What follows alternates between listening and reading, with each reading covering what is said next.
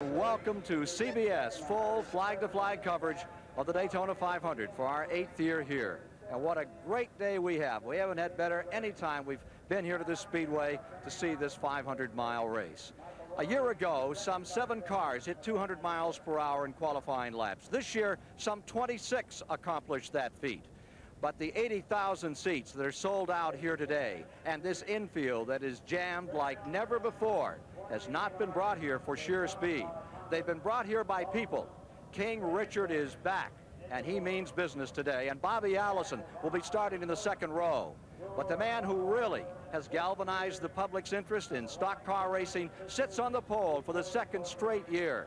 That's Bill Elliott. 1 year ago, he won this race, and he became a combination of Tom Swift and Horatio Alger, and he intends to keep it going today.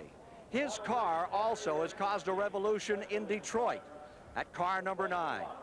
Chris Economaki takes a look at what has happened to the automobiles racing in this Daytona 500. Victory Lane, the place every driver wants to be at any auto race, and particularly so here at Daytona. 1 year ago today, Bill Elliott was here, in great part due to the aerodynamic efficiency of his Ford Thunderbird, a small package, but more importantly with its sloping rear window that gave it better aerodynamics than any other car on the track. The Thunderbirds went on to win 14 of 28 races on the NASCAR circuit last year, thanks to their aerodynamic efficiency. General Motors wasn't asleep. Their 1985 cars had chopped back rear windows. Not so for 1986. New slant-back rear windows that improved the aerodynamics tremendously. 24 cars qualifying at over 200 miles an hour. They're catching up with the Fords. After all, stock car racing is more than a sport. It's also a business. The combination thereof really is the story of Bill Elliott, the mild-mannered man from Dawsonville, Georgia, on the pole at better than 205 miles per hour. Mike Joy is standing by with him. Kenny's the only man in the history of auto racing to win $1 million in one afternoon, and he earned $2.5 million last year. But what about today? Fireball Roberts, Cale Yarborough, and you last year, the only men to go through Speed Weeks and score the triple. Are you, your team, and this car up to the task today? Well, I hope so. You know, we've had a tough week. We've had our work cut out for us.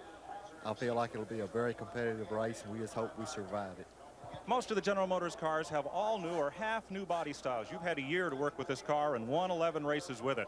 Does that give you an advantage today? Well, I don't really think so. Most of the guys worked very hard last winter in testing, and I feel like with that and the races we've already gone through that they'll be pretty much right today.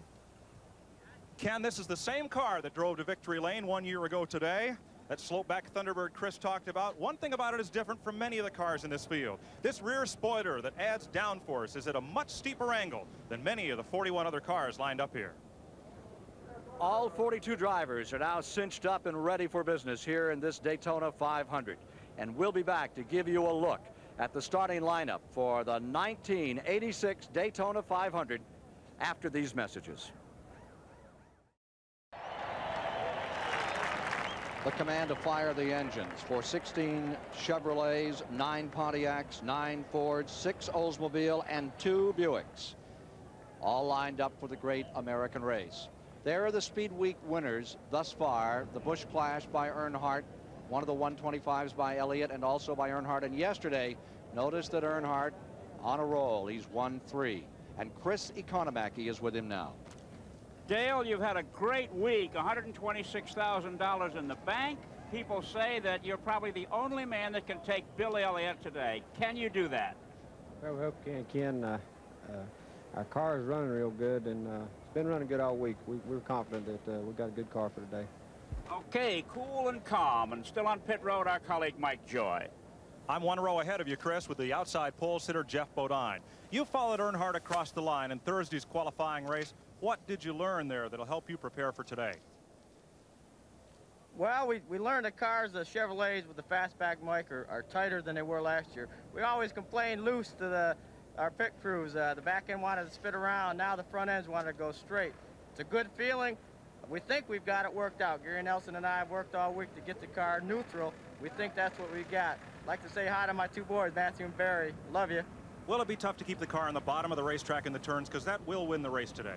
Well, that's what we've been working for, Mark. We hope we've got the combination to do that, to run low. that's the main game plan for today, to run on the low side of this racetrack. Like Earnhardt Ken, he's looking for his first Daytona 500 victory. Front row outside, Jeff Bodine carries one of our onboard cameras. In a moment, Michael Rorty will be giving the command to fire the engines. Mike Rorty, Executive Vice President from the Anheuser-Busch folks of St. Louis. There you see the activity along pit road. Final anxious moments for the crews, talking to the drivers. Many of the drivers taking these moments by themselves. An all-American field here. One Canadian driver, and then from the States, most drivers come from North Carolina. There are 9 from there, 4 from Texas in this year's field, 3 from the state of New York, 3 from Wisconsin, 3 from Virginia, California, Mississippi, Ohio, Indiana, Florida, Massachusetts represented here, South Carolina, Missouri, Alabama, Georgia, getting set for the start. This is always the moment.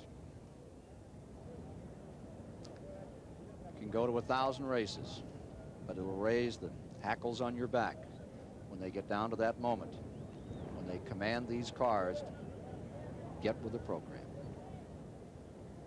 Brilliant race yesterday by Earnhardt. Beat Bodine, and there is bad blood between them. Earnhardt told me after the race yesterday, he had me sideways once of the tri-oval, and he hit me 4 other times. I'm just counting.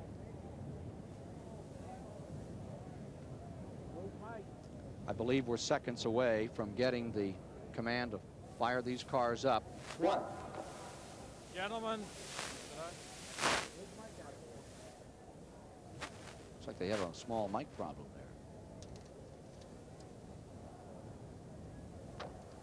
there. Okay, ladies and gentlemen, please direct your attention down here to pit road for Mike Rorty, the Grand Marshal. Gentlemen, start your engine.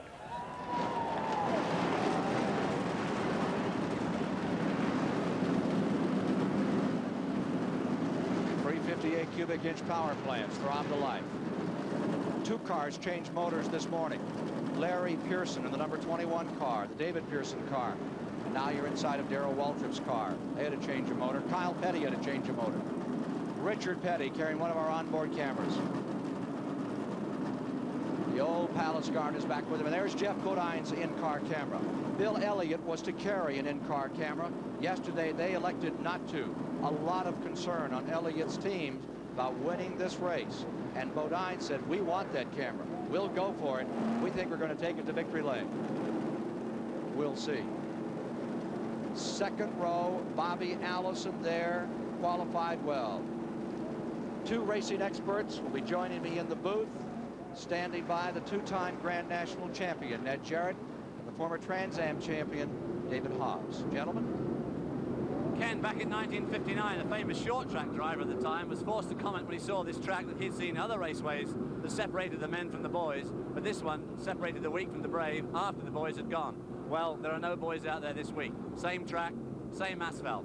And with 26 drivers averaging well in excess of 200 miles an hour, for the first time in stock car racing history, we've got the average of the field at over 200 miles an hour. The general opinion down there is that maybe there aren't 42 drivers capable of racing at 200 miles an hour. One of them, young Kurt Bryant, on his first ever qualifying lap in his career, averaged 200.1 miles an hour. So we've established it's going to be a very fast race, but is it going to be a safe one? And more on that, of course, we have our other expert commentator, Ned Jarrett. Well, David, adding to the element of danger, besides the lack of experience that some of those have going over 200 miles an hour, is the fact that we got a crosswind of some 45 to 50 miles an hour here, which will affect them tremendously coming off of turn 4 and through the tri-oval here. That should be the trouble spot today if there is trouble. But the new body designs on the GM cars this year are permitting them to run closer together, do more passing than we've ever seen before. In the 125-mile qualifying races here on Thursday, they were able to run 2, 3, and 4 deep in the turn sometime. So I think the fans are going to be in for a tremendous race here today, perhaps the best Daytona 500 that we have ever seen. Ken said that the king is back, Richard Petty. He's won this race 7 times. I'm going to predict that he will be a strong factor here today, maybe take home his 8th. One thing that we do know, he'll be running a higher line than most any of the other drivers early in the race. 3,700-pound cars come to life. ready to race at over 200 miles per hour. The ultimate merger of movement and might. 28th annual Daytona 500 coming up on CBS. One car has come on pit road, the Kenny Bernstein car being driven by Joe Ruttman, and the hood is up on that machine. Down on pit road, the Bernstein car that Joe Ruttman is taking out for a ride for the first time. Another problem developed this morning for the A.J. Foyt team. Earlier, Chris Economaki filed this story about what happened to Foyt. A last-minute discovery of a broken wheel on A.J. Foyt's number 14 car is resulting in a last-minute change of wheels here. It broke after only 4 laps of practice. Now, the change to a new and more reliable wheel is putting the team in trouble as regards replacement. Jim Gilmore, what is this going to mean when it comes time to change tires? Well, see, our inventory is a new chrome-plated wheel, and that means that when we come in with the older wheel, which is the same manufacturer that we have a lot of confidence in, that we have to go back to Goodyear and take the old tire off and put a new one on. So consequently, we have a little more work in the pits than we anticipated, because our whole inventory there is a new chrome-plated wheel that arrived about 3 days ago. Okay, thanks very much. We hope your problems are behind you. Back to you. 41 cars have disembarked on this great adventure. There is A.J. Foyt's number 14 on the track, settling down for the start. A.J. driving an Oldsmobile in the 21st position. And now joining the field, Ruttman is back on the track. They'll be coming out of the gate another lap, and I mean exploding out of the gate. Now we're inside Richard Petty's car, number 43.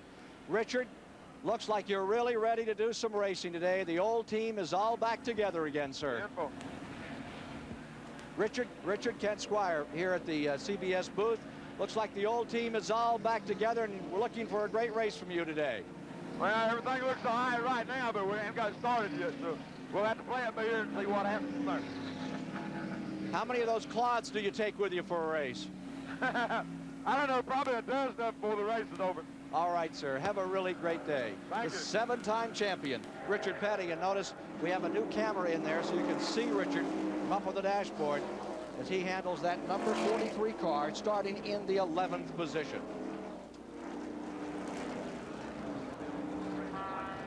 Moments ago, final moment from all those pit crews. They all have radios now, but they take a second here as the field comes by to wish their men well. Plus the fact, Ken, in case their radios go out, they want them to know where their pits are and how they can identify when they come into the pits. Get familiar with it. 200 laps. 42 cars are out there. They've added to the purse sum. Over $1.5 million now. There's Darrell Waltrip's car, number 11, getting set for this start. Darrell Waltrip, Ken Squire at the CBS booth. Do you read me? Darrell, do you hear us? 10-4, Ken. I got a good copy, loud and clear. All right. Ready to win your first Daytona 500 today? I'm in a good start to spot, Ken. If I can just hang in here, it's going to be a good day, I feel like. Good luck to you. Thank you. Well, if he can hold on to that Wrangler car of Dale Earnhardt's in front of him, that wouldn't be a bad duo to get going here early on in this race. Chris Economaki on pit road. Joe Ruttman and Kenny Bernstein's cars made a pit stop with an engine problem. They say it's a carburetor. They don't know whether they have it fixed or not. Back to you. Gamblers in Las Vegas will tell you when a man has rolled 3 times in a row and hit 7, that's the time to double up. Earnhardt has hit 3 times in a row.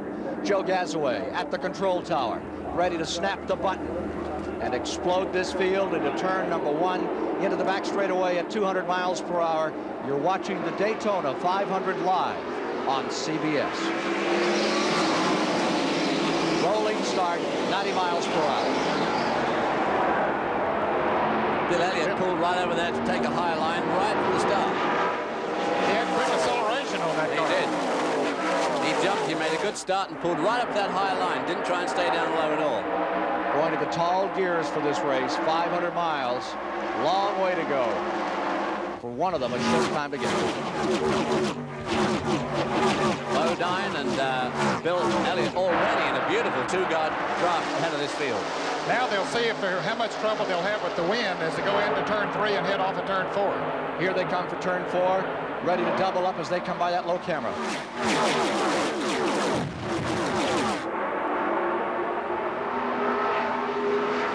everyone safely on their way, and it's a dead heat. Bodine and Elliott as they go back into turn number 1. Fastest point of the racetrack. 1,800 feet here into turn number 1. Over 200 miles per hour. Inside Bodine's car in second place. And watch them wiggle as they battle to hold them down as they head through that 31-degree banking on the west end. Now you're in the back straightaway. Bodine is there. He looks like he wants to challenge as they go up into turn number 3. Well, this is where Ned says as we go into turn 3, they've got the wind sheltering from the banking there, but as they go through the turn, right about there where it says Daytona on the wall, the wind is now starting to strike on their left flank and push them up to that right-hand wall. Back they come to complete lap number 2. Ken Reagan in the pits. Ken Reagan's car on pit road. Adcox is now replacing Reagan. He was injured here earlier. Ken Reagan. Grant Adcox, who won the ARCA race last Sunday, is taking over. Got a lap in. He'll take the points in that car. Strung out nicely as they go into the back straightaway. Remember, last year they ran the first 10 laps at an average speed of 199 miles per hour. Dale Earnhardt's moved up into third spot there. He's his way past Darrell Waltrip. Allison is in 4th, Terry Labonte 5th, Darrell Waltrip 6th, Kyle Petty 7th, Rusty Wallace 8th, Marlon 9th. Marcus is in 10th. On the inside comes Bodine. He's into the lead, and here comes Earnhardt down to the bottom side. You're watching from inside Bodine's car. As it better than 200 down to the bottom of the racetrack, Dale Earnhardt presses, comes up underneath, and makes a move on Elliott. And right there is Bobby Allison, almost 3 wide. Directly behind Terry Labonte. We'll try to give you the speed on this lap. And Bill Elliott's dropped back to 4th position. I noticed that coming off that turn 4, Bill Elliott runs very, very high already. He's running a very high line, and Jeff Bodine seems to be able to keep his car down low. This could help him later on in the race. Normally, Bill Elliott will run his chassis a little bit looser than some of the other drivers, and when you get a wind factor the way they have coming off of turn 4, that would tend to push him up high on the racetrack. Richard Petty way up on the high side. Look at Petty on the wall. He tapped it. Petty picks it up and keeps on trucking. Yeah, and he tagged the wall, and he tagged those other 2 cars, which was Dave Marcus and Neil Bonnet, I think. Ooh. The old heartbeats suddenly rocking it up there in 2 or 3 cars, I can tell you. Well, I mentioned at the top of the show that he'd run a higher line than anybody else, but I didn't expect him to run that high. Let's take a look in replay from Petty's in-car camera. You just saw Buddy Baker go by him. This is in replay. Here he comes, way up on the high side where he likes to run, and all of a sudden, right there. Well, he wasn't the first one, Ken, that had hit that wall. You can see the marks there where others have been in there, but he did a beautiful job of bringing it back. He could have panicked there and really got crossways. Field coming down, and Petty will pit. Petty coming in. He must have damaged the right side. Richard Petty is coming in, and Sterling Marlin driving the Haas Ellington car number 1. Okay, let it go. Okay, they ain't dragging. Let them go. Okay, he told his pit crew that if the tires were not dragging, to let him go. Mike Joy. Changing the right side tires on Richard's car. Real quick work. Dale Inman has to run to get out of the way. They took a look but did not change tires. They were out there with the body tools to try to knock that fender away. They said it was okay. Sent Richard back in the race. And he stayed in the lead lap. That's the key thing for Petty here. Stay in that lead lap. Back to the leader. Jeff Bodine has got a fantastic lead at this stage of the race, but he's being hotly pursued by Dale Earnhardt, 3-time winner here this week. And right behind Dale Earnhardt's Bobby Allison, who was running very strongly yesterday afternoon. There you see the mass of the field going across the stripe into the triangle. The wind will be affected in there as well, won't it, Ned, really, coming off the triangle. It'll be more of a headwind there. What a skirmish further back. Sterling Marlin went 1 lap down. They changed all 4 tires on his car, sort of a Cinderella story. He qualified 3rd fastest here in the qualifying, but having problems early here. 6 drivers have won this race from the pole. 5 different drivers. 6 times the race has been won from the pole. Elliott back a little now. From the Goodyear Blimp Enterprise, Captain Pat Henry, we're getting these amazing shots of the front 3 as they try to draw away from the field. Bodine, Earnhardt, and Allison. Jeff Bodine pulls out just a little bit there as they go through turn 2, but you just watch old Dale Earnhardt. Look at that hood on Dale Earnhardt's car. Look at the way it's flapping with the air coming off Bodine's car. A lot of wind pressure there. Tremendous. Bill Elliott's running fourth. Here comes Earnhardt, shooting up the inside in the slingshot. That's just how fast they go through there. Also able to stay very low. And there goes Bobby Allison with Dale Earnhardt. Allison now in second spot in the Buick. The Allison Buick has had just an amazing run this week. He looked very fast yesterday afternoon in the final practice. Here's Chris Economaki. I'm wondering if this new stability, the slant back windows, has given these cars, is leading the drivers to be a bit bolder in traffic than they might be. Ned, you can probably comment on that. They seem to be doing a lot of side-by-side racing we haven't seen before. Yes, they are, Chris. They're able to run closer together, and I think the rear sloped window is helping them to do that because, as Jeff Bodine pointed out, the rear end is sticking much better on the cars than in the past, and it does give them more confidence in the cars, and as a result will make them a little bit bolder. And I think as the race goes on, we'll see them running 2 and 3 abreast sometime. 12 laps complete when they come by this time. Well, boldness is all very well, but you know what they say, there's old drivers and there's bold drivers, but there's not many old bold ones, and we're going to see a lot of bravery today. Richard Petty now trailing the field in the lead lap after a skirmish with a wall in turn 4. Richard Petty was asked, why has Daytona been a good track for him in the past?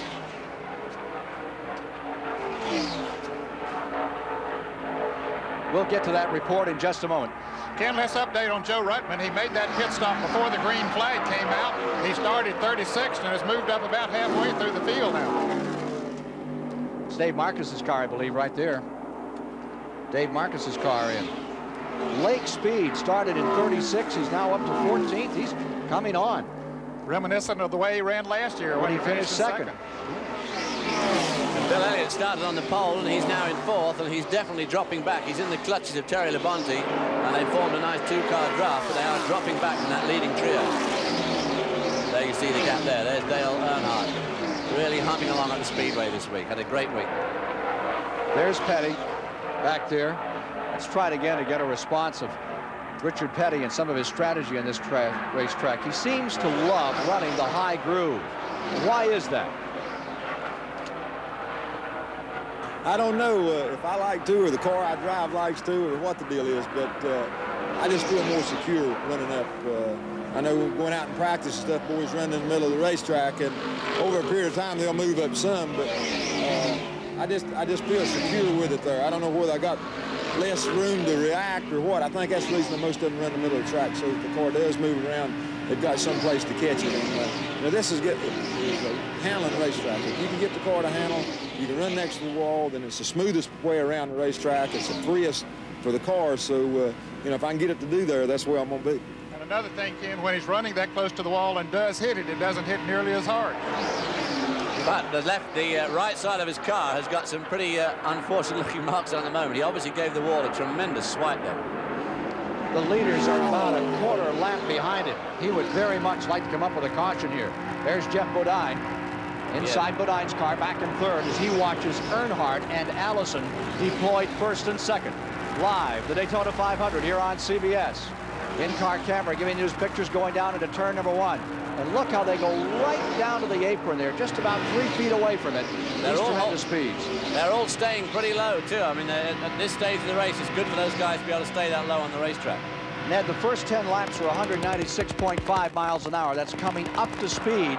There's Lake Speed, who is, speaking of speed, there's Lake, who's come from well back in the field, ready now to broach the top 10. He's having a very good run, no question about it, Ken. I think the wind is affecting him a little bit more here today. The reason we haven't seen the speed up a little more than what we have at this point. Yesterday, the crosswind was from the north to the south. It's exactly opposite today. So those that set their cars up expecting the same kind of a wind today, it's opposite. It's affecting them more in turn 4 than it is in turn 2, where it affected the cars that raced yesterday. Watching Cale Yarborough go underneath A.J. Foyt there as Lake Speed pulled up on them, battling back in that 14th spot.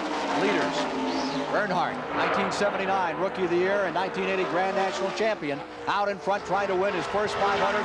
He's on a roll. Allison right there, knocking on the door in that 2nd spot with a rejuvenated team for himself. In the Elliott pit, here's Mike Joy. Dan Elliott, your car has slipped from the pole to 5th. What does Bill say about the handling of the race car? Well, he's just kind of riding it out right now. The car's not exactly right, but we're going to have to wait until the first caution, make a few adjustments, and it's a long day. What will you change? We don't know yet until we run a little bit more. Bill will tell us something right before he comes in, and we'll know what to do with the car as he comes in. Elliott sets up the handling on his own car, and he's one of the best in the business at it. They can change tire stagger. They can work on the jacking bolts at the rear of the car. They have a number of things they can do to adjust the handling and get Elliott back to the front of the pack. Well, just in front of the pack is Richard Petty, who's now got in a draft with Dave Marcus that might help him to try and stay in front of that lead pack, because the last thing Richard Petty wants to be is a lap down this early on in this Daytona 500. 18 laps complete on the leaders as they come by through the tri-oval. Dale Earnhardt staying in front, looking further back in the field. Service running back there. The hair-raising group, and in the middle of that group, that green car is the Joe Rutland car that's had a 3rd and 4th place finish. Brand new team, used to be the Hawkins team, the Carolina Fuel team that Bernstein bought, and they're hoping to have a good day here today. And that car running on the low side there, that is Lake Speed, who's already worked his way past a number of cars in that group, and there you see him now right at the front of that group, up by the wall there, making ground. He's past Cale Yarborough. The great stone face. Yes. He's very concerned, isn't he? Junior Johnson, who has 2 people to worry about here, Neil Bonnet and Darrell Waltrip. Hey, Darrell, just stand on it. Know what I mean? They're running 7th and 8th, Bonnet and Waltrip. Leaders another time. Working lap 20. Bobby Allison running very well this week. Wants to take a shot at first. Earnhardt hugging down there, and Allison decided to wait a while. These two are overhauling Richard Petty, unfortunately for Richard. They pulled away from Jeff Bodine. I believe that Bodine's car, the chassis might be a little too loose on him. In the early going, when his tires were cool, he could stay down on the inside of the racetrack, but now he's losing ground to the leaders. There's Bodine running by his lonesome in that 3rd position.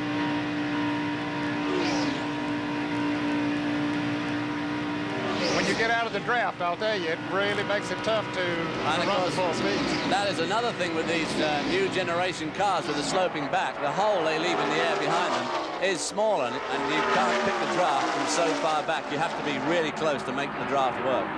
As close as Bobby Allison is, as a matter of fact, when he gets much farther back than he is right now. He'll be out of the draft. That's right.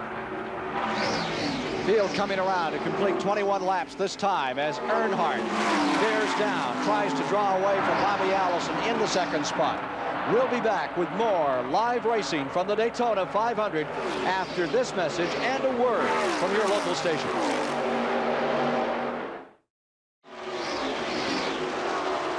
Dale Earnhardt is in 1st place here in the Daytona 500. Jeff Bodine maintaining 2nd. Bill Elliott, the first Ford, is in 3rd. Terry Labonte's Oldsmobile is running 4th. And Neil Bonnet's Chevrolet maintaining the 5th position with now 24 of the 200 laps complete. We are watching the leader coming on pit road. A little early for a regular pit stop, but there's... Car number 2, Kirk Bryant, has spun. He's tagged the wall. Yellow is out around the racetrack as car number 3, the leader, came in. And the early leader, the man that had just passed Earnhardt, Bobby Allison, he lost an engine. He has retired to the garage area. Bobby Allison trying to get back into this racing program with a brand new team, the Stavola brothers. There is Bryant's car lying at the bottom of the racetrack. And here's a replay of what happened to Kirk Bryant. He's pretty helpless in a situation like that, Ken, but he does a good job of keeping the car down on the inside of the racetrack. Being in his first NASCAR stock car race, he's doing a beautiful job. Let's take a look at Bobby Allison's retirement from this event. Engine just went away, and he coasted it down out of turns 3 and 4 and simply brought it in. He had his hopes so high here. He felt that he had his best shot at winning here since he won several years ago. Started in the 3rd position, but for Bobby Allison, it was a very short day. Allison, who won it in 1978 and 82, Mike Joy is with him now. Bobby's answering reporters' questions here in the garage area. They've just asked him if he might handle Dale Earnhardt. Bobby, did it blow up on you? Yeah, it blew up. You had such a great run out here Thursday. I know you had high hopes today to win another Daytona 500, but from the few laps you're able to run, who's got the car to beat? Well, I haven't looked back in the pack any, you know, and I was real worried about some of them sandbagging during the week, so there may be somebody back there looking pretty good. But on the other hand, Earnhardt looks awful good out front. Bobby Allison out of the race. Let's go to Chris Economaki. Well, the Buick people that are here in force from Detroit are now down to one car. Joe Ruttman. Ruttman's pre-race pit stop left him last when the car took the green flag, and at this point now he's up to 12th place. That's one Buick that's really running, and the only one. Back to you. Thank you, Chris. That one Buick giving a good accounting for itself. Yes, he is, very well. Ken, most of the cars have pitted during this caution, no surprise. And when I reacted to Earnhardt coming down pit road, that was a good, smart move on his part. He was the leader, so he slowed down, came into the pit, so he should have gotten back out first, and perhaps will be the leader. They must have had a scout up on the roof. There you see 23-year-old Kirk Bryant's car. Started out in Baby Grands, advanced into ARCA and Sportsman Racing. Won the ARCA event at Atlanta last year, but will not be a finisher today in this Daytona 500.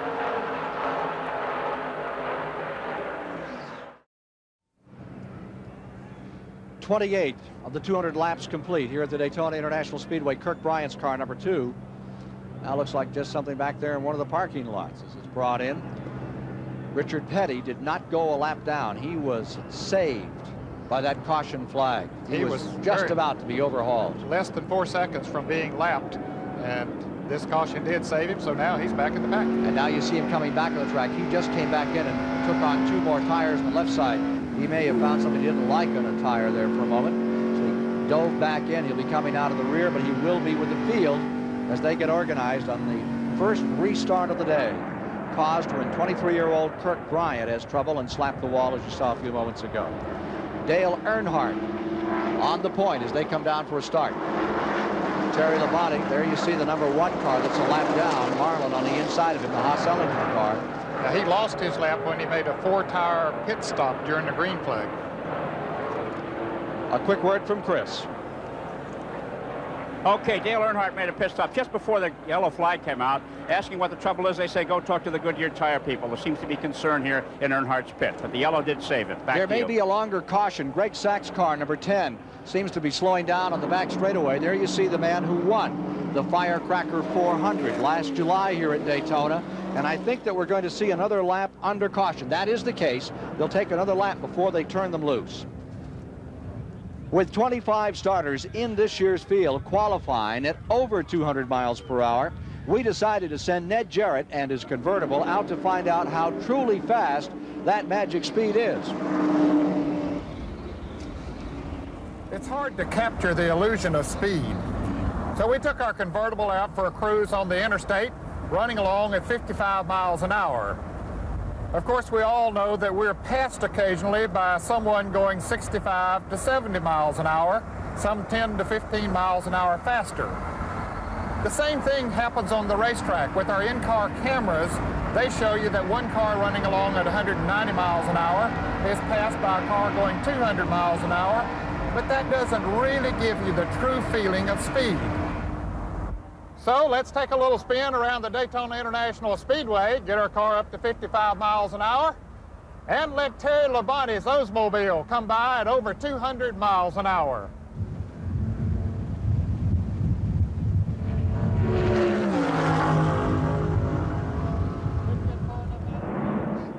Beep, beep. Oh, my. I know what I want. I want to see a replay on that. Do we have another angle? Let's take a look at Ned Jarrett being overwhelmed. This wouldn't happen. And, you know, you were cheating, Jarrett. I think that's about 60 miles an hour. I was going over 60 miles an hour, but it looks like I'm stopped, and here he comes. Road hog. Say goodnight, Ned. Does that pull you over a little? It does. The wind coming off of the car. You know how a big truck will feel when it comes by you at about 70 and you're running along about 50 on the highway. Terry Labonte, the man who drew by the 2-time Grand National champion Ned Jarrett, sharing the booth with us, is now in 2nd place. Labonte in 2nd. Neil Bonnet, one of the Junior Johnson cars, up to 3rd. Bodine is in 4th. Elliott 5th. Waltrip deployed 6th. Wallace in 7th. Cale Yarborough 8th. Gant 9th. Kyle Petty 10th. Benny Parsons 11th. Rick Wilson coming 12th. Ricky Rudd 13th. Ron Bouchard 14th. As they settle down for the first restart in our live coverage of the 28th annual Great American Race. I'm sure there was a lot of changes made to some of these chassis setups in the cars during that block of pit stops. Obviously, Bill Elliott would have tried to cure his problem, as will, in fact, Terry Labonte, who's now lying in second spot, but he was being left by the two leaders. There's Bodine looking things over. See Sterling Marlin trying to get his lap back, and there goes Bonnet, making it 3 wide in the back straightaway. 3 wide up in front. Bodine goes down to the bottom side. He pulls up and goes by Bonnet, and he goes for the lead. All the way up on the wall, you see Dale Earnhardt. Bodine goes into second place as they come around through turn 3 and 4. That gives you a very graphic description of just how good the draft from Sterling Marlin's car, and then also from Labonte's car, how it just absolutely pulled Jeff Bodine past those two vehicles and nearly got him past Dale Earnhardt. Bonnet's in third. Marcus is up in the 4th position. Is Marcus a lap down? That's 71 I don't cars think so. right He there. was running with Richard Petty just before they were about to be lapped, so I think he's in the lead lap. They'd shown Marcus a lap down. I don't see how he could have gone a lap down. I think he's one of the top contenders. Now, he had made a green flag pit stop. He could have been lapped while he was on pit road. I don't know. We'll check it out. Terry Labonte starting the Socium speed. He was quick in the 125-mile heat, been showing good form all week, and here he is giving Dale Earnhardt a run for his money coming off turn number 4 into the triangle. Young enthusiast. Larry Pearson's number 21 is going back. They lost an engine this morning. That's the 5th engine they've lost this week. They lost one in the Sportsman race. That's the 4th engine to go away out here on the David Pearson car. David Pearson cut his eye on a contact lens while he was asleep, so he didn't start this race. Larry Pearson, his son, to take over. They had planned for him to run 5 of these races this year, which would make him eligible for rookie, to run for the rookie honors next year, and he is running the full Grand National circuit, which is the old late model sportsman circuit. Last lap on Jeff Bodine. Comes through at a 199.4. They picked up the pace a little bit from what they were running earlier. I think David hit it on the nail on the head when they made a lot of adjustments perhaps during that concert. When I nod my head, hit it right and then that. I tell you what, Jeff Bodine's going like stink in a moment. Hendrick Racing Stable of Charlotte, North Carolina. A formidable new name in motorsports. 2 cars, 2 real complete teams out here out of Hendrick Racing, and they also had a car here for the 24 hours that sat on the pole. Never got to start, but it did sit on the pole. Rick Hendrick is very dedicated and serious about the sport of auto racing. 37-year-old car owner from Charlotte, North Carolina. He's just a show-off, Rick Hendrick. 5-car length advantage over second place Neil Bonnet. There you see that blue car. That's Rusty Wallace in the 27, who's running in 7th position. Change of teams. He's driving the Raymond Beetle car. A year ago, that was Tim Richmond. Tim Richmond's driving her today. He may get assistance from Davey Allison. He banged some ribs. He clanked into the wall here a couple of days back. Rusty Wallace, do you feel you've been accepted by the veteran NASCAR teams out here? I've been accepted with around NASCAR with the fellas and stuff, and I believe I've been accepted for as drafting and things like that. There's no doubt I need more experience, but you know, a lot of the people were looking at this new team I've got right now and real pumped up for me. I noticed that cars that wouldn't draft with me last year are all of a sudden hooking up right behind me, and I mean everybody. So it feels really good to go out there and know that Cale wants to draft, and Bobby and Darrell and all of them. That's where he is right now. Talking about Cale, he's right behind him now, yeah. That's car number 6, Trevor Boyce, the Canadian driver. The DK Ulrich car in trouble. Hood is up. One of Wallace's strongest supporters is Darrell Waltrip. Waltrip has said that's the guy to watch in the coming years, and he said he has been very helpful to me when I ran for the ASA. Bodine looking back as Neil Bonnet looks in. Bonnet to the inside. Look who's coming to dinner. Yeah, that's right, yeah. Ready to eat his lunch. Let's go to Mike Joy with Larry Pearson. Larry Pearson running your first 500. What happened? Well, I think we must have dropped the valve or something.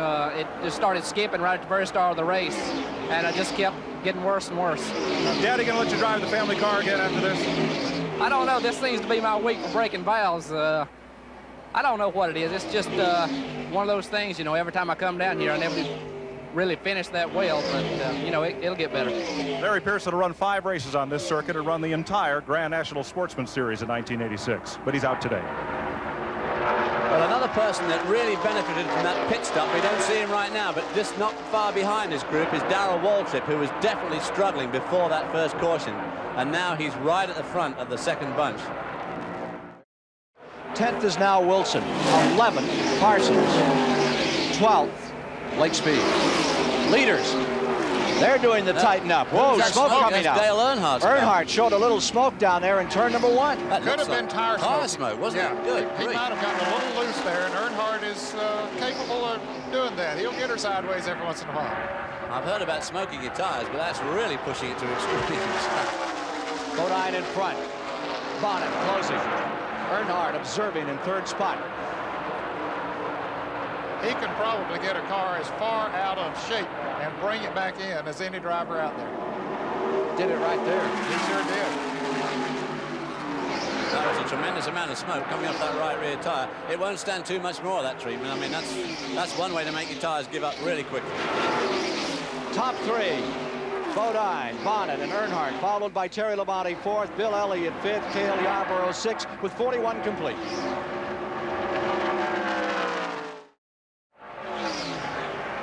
The top 5 through 100 miles. Jeff Bodine was leading. Neil Bonnet was then in 2nd. Dale Earnhardt in 3rd, Terry Labonte was in 4th, and Bill Elliott is in 5th. We're now 44 laps deep into the event, and the situation has changed somewhat out here. Neil Bonnet is now taken over in 1st. Dale Earnhardt is running in 2nd. Bodine is in 3rd position. Maintaining the 4th spot. For the moment, give it to Cale Yarborough, but he's in a real scramble with Terry Labonte in 5th. Rusty Wallace maintains 6th. And moments ago, Darrell Waltrip had himself a problem out here. Their window screen came loose again, and he was black flagged by the NASCAR officials. He had to come into the pits to get that put back up. They, of course, filled it up with gasoline. He was in for about 10 seconds. Well, of course, this is part of the safety crew here. They noticed his net was down, and back in 1960, Herman Beam was black flagged here because he was driving the race with no crash hat. He forgot to put his crash hat on. It took 8 laps before some smart official said, hey, that boy out there's got no crash hat on, better bring him in. You remember Herman, Ned? Oh, very well, yes. He was a real institution in the sport. and translated, that means helmet. Dave Marcus a lap down. Sounds like one of the good old boys. Neil Bonnet showing some strength now. Isn't he, though? He's running real good. Those front 3 have really split up. Dale Earnhardt, who flashed by both Bonnet and Bodine going into turn 3 about 2 or 3 laps back, is now trailing some, 200 or 300 feet behind Jeff Bodine. I expect when he got her sideways up there, David, and heated those tires up, that's definitely affecting the handling of the car. And the more he does it, the worse it'll get. Yep. Record for this race, 177 miles per hour by Buddy Baker. And right now they're averaging 169 miles per hour. Here's Mike.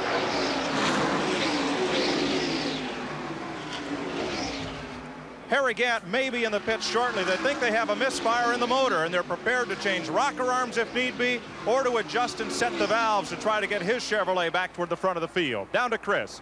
I'm at Darrell Waltrip's pit. The reason the safety netting came off the car, the great wind blowing today and the high speeds and the turbulence, they stretched that netting as tight as possible so it wouldn't vibrate, and it snapped off. It cost him 8.92 seconds in the pits to put it back. And he's about to go a lap down, Chris. You see Neil Bonnet coming up on him. You can see him in the picture there. That's Waltrip in the white car and Neil Bonnet in the red car, mowing him down. Which probably gives you the best description of all of how costly a pit stop is. We're always timing pit stops like 8 seconds in the pits, 15 seconds in the pits, but there you see it. One short pit stop, a very short pit stop, 8 seconds, and he's basically lost a lap. You won't see any team cooperation here.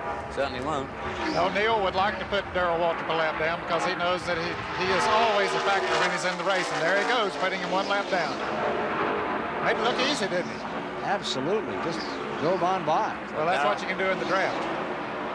Well, there's a long way to go in this race yet, and Darrell Waltrip's certainly not down and out, but I mean, that's not a good sign at this stage in the race to be a lap down. Last year, he got a lap down early and then came back to finish in 3rd place. Car number 33 is now way off the pace, Harry Gant. Chevrolets are running 1st, 2nd, and 3rd. First Ford belonging to Cale Yarborough, the Waddell Wilson, the Renier Lundy car definitely getting into this thing. Can't never count Cale out. I'll tell you, he's a competitor. Cale lost a car earlier this week right here where we're getting these pictures. Cale smacked the wall, and I think that was the car that was a little smaller than the one. This is the older car. He ran a year or so back. Here's Gant slowing down, back straight away. Right behind Harry Gant there, we see the group that's basically racing for 4th spot onwards, which is a pretty hair-raising group at the moment. And in the middle of that is Bill Elliott. He's slipping back. There we see poor Harry Gant. There's that pack being led by Cale Yarborough, Terry Labonte, Rick, then Rusty Wallace, followed by Rick Wilson. Is it? Oh, Rick Wilson, sorry, yeah. And then Bill Elliott and Tommy Ellis. Tommy Ellis in the Freelander car, that multicolored car, went extremely well in some private testing down here in early January. Lapping in about 208 miles an hour. Very fast, anyway. Parsons in 10th, Rutland is 11th, Lake Speed is in 12th, Buddy Baker is 13th, Bobby Hill in 14th, 15th is Phil Parsons, 16th Bouchard, 17th Kyle Petty. Again, the leader, Neil Bonnet. Neil Bonnet's obviously got the answer here. Dale Earnhardt slips back further. There you see him just coming to the picture now, on the top of the picture, coming off turn 4. And Neil Bonnet's pulling away from the field, all on his own. Pretty frustrating for his teammate, Darrell Waltrip, who has just put a lap down. From the Goodyear blimp, let's watch them at turn 2. That gives you some sense of the banking. It is very steep, but when you go in there at 200 miles an hour, it looks as flat as a highway can.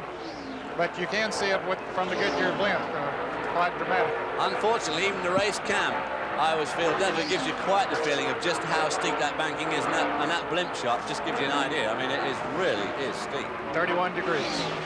Average speed has escalated to 174.554 miles per hour as Neil Bonnet, who has never finished better than 3rd in this race back in 1980, is now out in front. And there you see Bodine in 2nd in that Goodyear blimp. Now there's the battle further back.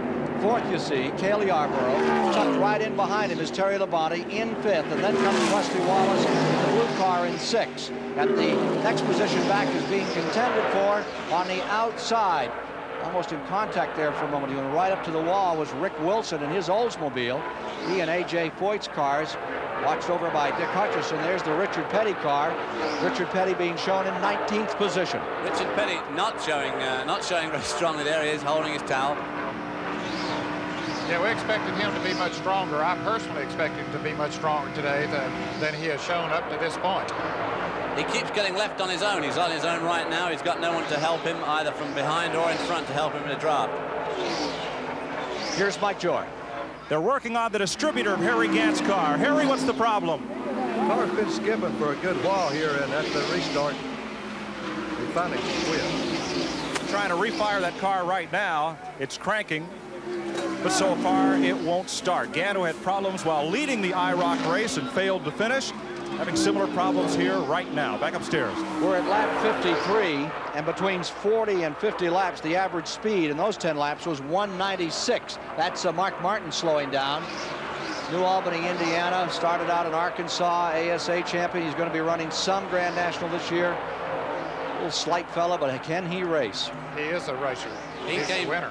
He came here 2 or 3 years ago. Viewers will remember seeing him early on, and then he went away again back to the Midwest and was very successful and decided to have another go at Grand National Racing. And there's our camera car, Jeff Bodine, moving in again on this man, number 12, Neil Bonnet. Neil Bonnet been here since 1976 trying to win the Daytona 500. That has not been an accomplishment that he has succeeded at. He's sure giving it a Methodist effort here this afternoon. Now there you saw a move by Neil Bonnet, which is another thing we're seeing this year. Look how low he is there. I mean, that is what you call low, right on the apron. But going down the back straight, he really tried to weave and shake the draft on Jeff Bodine. They never used to bother with that in stock car racing, but this year it seems to be the new move, is to try and shake the draft. Rare, you know what I mean? They are running this track a little differently out of 2 than they have before, Ned. Maybe we can see it here, or after this next commercial break, we'll get an opportunity to follow a car out of the number 2 turn. Here it comes right now. See him down low in 1. And he drifts up high as he comes off the turn. And the reason, I think, is the rear window that they have on that car. It makes the back end more stable. They don't have to follow the rear end like they have in years past. Well, you see them bow it. They come off 2, they come down about 15 feet and then back out again before they approach turn number 3. We'll be back with more of CBS live coverage of the Great American Race, the Daytona 500, in a moment. The third place runner, Dale Earnhardt, here in the 59th lap, has just pitted. This is a little earlier than we thought he should be coming in, although he's gone about 90 miles since his last pit stop, taking on right side tires, cleaning the grill, filling up with gas, and away, good pit stop. 13 and 9/10 seconds. Let's see if he stays in the lead lap. Here comes Neil Bonnet off of turn 4, so Earnhardt, he's going to have to hurry to get his speed up, or he'll go a lap down. Earnhardt down into turn number 1. And they didn't change his car at all. That tire smoke, they changed the right side tires, which are the ones that were taking the beating, but they didn't change any setup on the car. I guess they'll wait for a caution. 2 leaders. He seems to be picking up speed pretty slowly to me. Neil Bonnet in the 12 and the number 5 of Bodine running that first and second position. This moves into third. The Ford of Cale Yarborough. Terry Labonte will move into 4th. Here's Mike Joy and Harry Gant's pits. They've replaced the ignition amplifier and some of the wiring between the motor and the ignition modules on the dashboard. Travis Carter's been setting the timing on the distributor by ear. Gant has no chance virtually of winning this race, but he must get out there and try to pile up NASCAR driving points for the national championship. Back to Chris Economaki. Okay, these crew chiefs say they haven't put a wrench on their car yet. One of the reasons may be that the slant back makes the adjusting bolts very inaccessible. Here's the wrench they used last year to adjust the weight, and this is the wrench they have to use this year because they can't reach those adjusting bolts. So when they put this big wrench on it, they don't have the leverage to turn it. It's a difficult adjustment. Back to you, Ken. Thank you, Chris. There's Harry Gant coming back on the racetrack, looking for his first top 5 finish in the Daytona 500. Best effort in '84 when he finished 6th in that 6-car blanket finish. Ricky Rudd, number 15 on pit road. Green flag pit stops will be coming up here now, Ken. As Ricky Rudd, the first time we've seen him today, expected to be one of the front runners in this race. Of course, he's not out of it yet, but others will be coming in very shortly. There are the leaders, Buddy Arrington right behind them. A Junior Johnson car out in front, number 12. Johnson has won this race as a team owner on 2 occasions. Leroy Yarborough and with Glotzback. Race back in '69.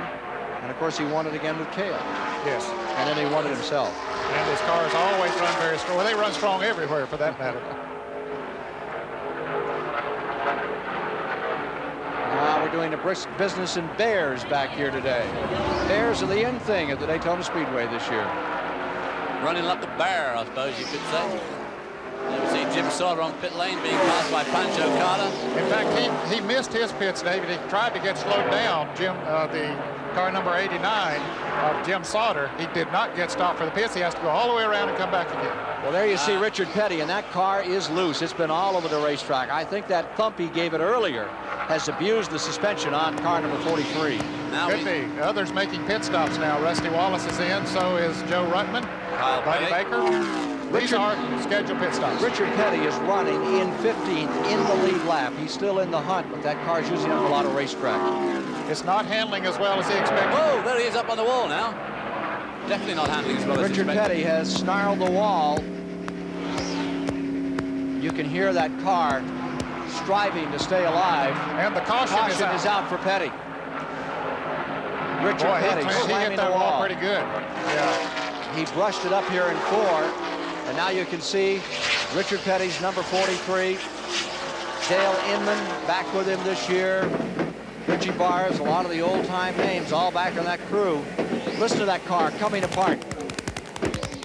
Caution is out for this car, number 43, that you're limping with back into the pits. And a break for those who had not made their pit stops. We would have had to make pit stops the next lap or 2. I was just going to say, this just shows the luck of the draw. I mean, Dale Earnhardt basically could lose a lap over that little number. And he may not get back to the pits. Let's see what happened here on car number 43.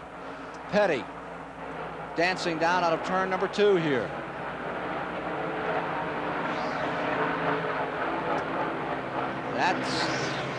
He took a terrible hit. He did. Yeah. You see how far his head came over when he hit the wall. Something seems like it must have gone wrong because he was going fine and just suddenly moved up there. Came off the wall and hit a second time. You know, even though you have those shoulder harnesses on and you are part of that car, you can see how much strain there is on the body when you slam the wall. It'll take you to the other side of the race car. Okay, here's another angle. Oh, yeah, something broke. You see the smoke first. Yeah, he went straight to the wall. Yeah. Ken, I remember one time back in the early 60s, I guess it was racing on a half-a-mile track at Asheville, North Carolina. Petty blew a tire and went straight into the wall and bursted the windshield over next to the right corner post. That's how far he stretched, but that was before the days of the shoulder harness. But boy, you can stretch a long way when you hit a lick like that. Yeah. Richard Petty. I would say that the first lick he had up here at turn 4 is probably broke something because it looked like it turned absolutely sharp right really quickly. It wasn't a mistake on his part, I'm sure. It very well have happened. Bill Elliott in the pits down there, they're making a chassis adjustment on his car that reached inside. We'll be back with more live racing from the Daytona 500 after this message and a word from your local station.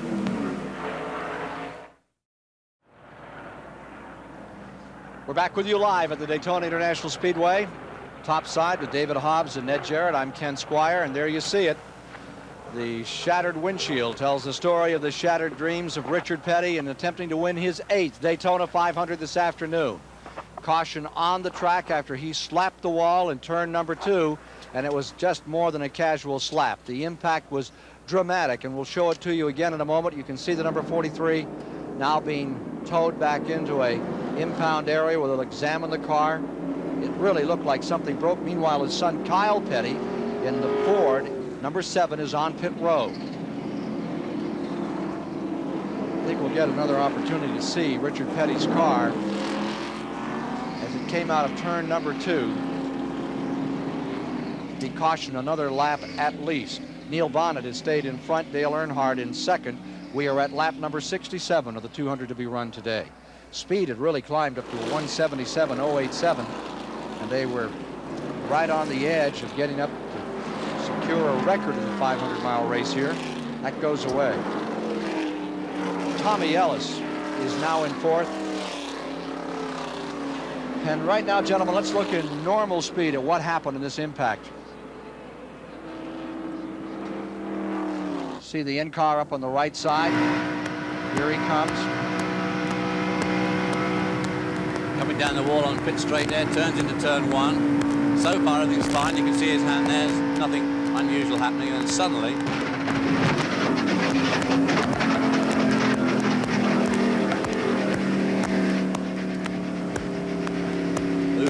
He was just scraping against the wall, because that's the noise that we heard there, and it didn't sound as if a tire had blown. And maybe it was, I agree, David, maybe something broke on the car. Yeah, because he did give the wall down here a pretty healthy clout earlier on. He seemed to just suddenly be in the wall for no real reason. Death rattle of a race car, number 43, out of turn number 2. That's not how Ned wanted to see our Richard Petty return to the pit lane. He wanted to see him in victory circle. Yes, I really thought he would be a strong factor in this race today, but circumstances negated that. Some of the crewmen now moving the car, and here's Mike Joy with a report. Ken, a Petty crewman indicated Richard radioed the right front tire blew and he hit the wall. Dale Inman walking past wanted to be in the garage with the car, and Richard came in and said that Richard told him he was okay. Back to you. We're very pleased, honored to be here. See if there's any more follow-up on that story for you shortly. Well, Greg Sachs, who had problems early with car number 10, continues to have problems. He seems to run okay during the green flag, but on the cautions is where he has his a real problem with it. That car don't want to run slow, does it? Tell you what's running well is the Morgan McClure, number 4. Yes. Rick Wilson car that has been harbored down here in the garage area next to AJ. Something's running pretty well with that car today, and AJ thought he was going to have a great day this afternoon. He lost 28 pounds, very enthusiastic. He and Wilson get along pretty well. They're good friends, and you know, it's somewhat of a strange match. Rick is a young driver from Florida here, Bartow, Florida, not too far from Daytona, and AJ from Texas, and a legend in the sport of auto racing, and for some reason they've just sort of come together and become good friends. Some of the immense crowd in the field under caution here. With our CBS live coverage, we will return to Daytona after these messages. At Daytona, we're experiencing our second caution period of the day after Richard Petty tagged the wall in turn 2. The standings, 69 of 200 laps complete. Neil Bonnet, seeking his first 500 victory at Daytona, is leading. Jeff Bodine is right there in second place. The 4-time winner, Cale Yarborough, is third. And Tommy Ellis out of Virginia is fourth. Last year's champion, Bill Elliott, maintaining fifth. Looking a little further back in the field, Ron Bouchard is being shown in sixth. Bobby Hillen is in seventh.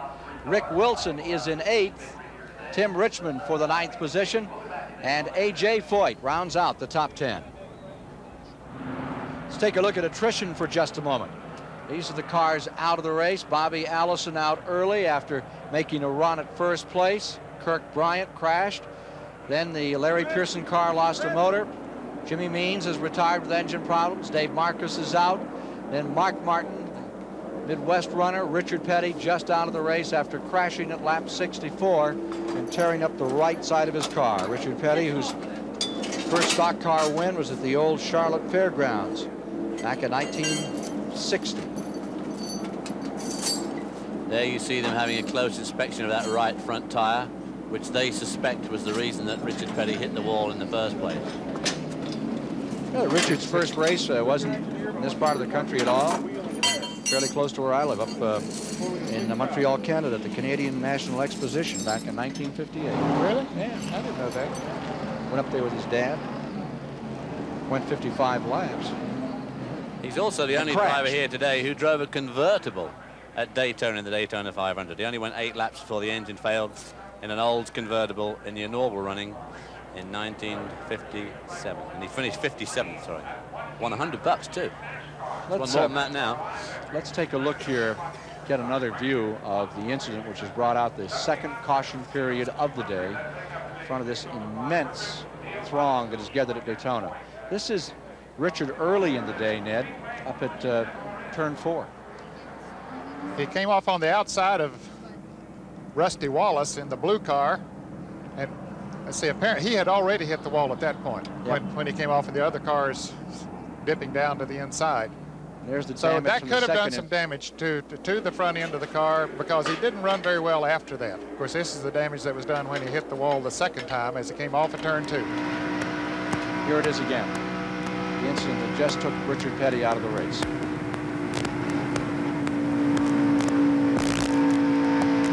Everything's going fine. And all of a sudden, he is right into the wall. You do hear a bit of a noise there first. Maybe your tire did just might pop. have. It was not a loud pop. It was not a loud pop, but here's Mike Joy. Dale Inman and Wayne Torrance of Goodyear having a look at the wheel and tire that have come off car number 43. The damage here is sheet metal. There is some broken parts in the right front suspension, but largely sustained as a result of the crash. The wheel is intact. There was no problem there, but you can see the tire blown apart, and that safety inner liner inside the tire is flat as well. Dale, was he talking about some sort of vibration or anything before he hit the wall? Yeah, he's coming into the next lap. He said he felt it going down or vibrating real bad. He got up real high. He said he knew he was, had a chance to blow. So he said he took it up high, and then it did blow. One more lap and he would have been on pit road. And as Ned pointed out earlier, when you run up close to the wall, the chances of hitting it hard are diminished quite a bit. Richard used up the sheet metal on the side of old number 43, but the roll cage structure and everything else and most of the front suspension intact. Richard's been taken to the care center. He's complaining of a bruised shoulder. Ken? They're checking. That's just what we had for a report, that they're checking on his shoulder.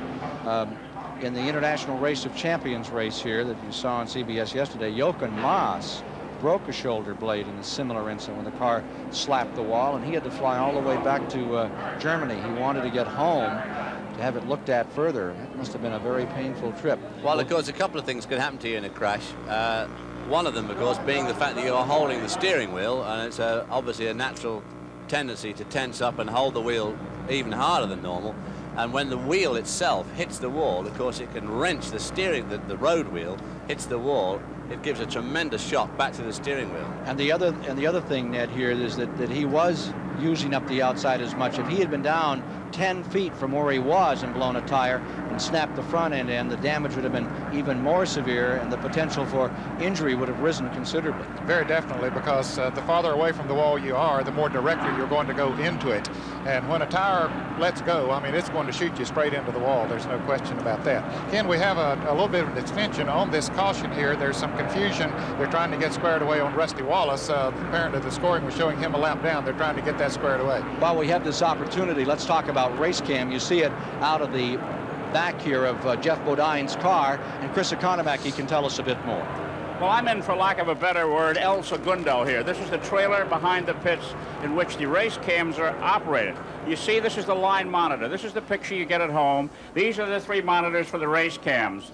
Over here, the camera in Jeff Bodine's car. This was the camera in Richard Petty's car. And here, the camera in Darrell Waltrip's car. Let's see how they work now. Watch the camera and the vernier dials here as the operator moves the camera with his fingertips, and you can see how the photograph or the picture you get at home changes. There he's moving Jeff Bodine. He's zooming out in on Neil Bonnet's car. Now, just turn it around and see what's in front of this gentleman, if you can.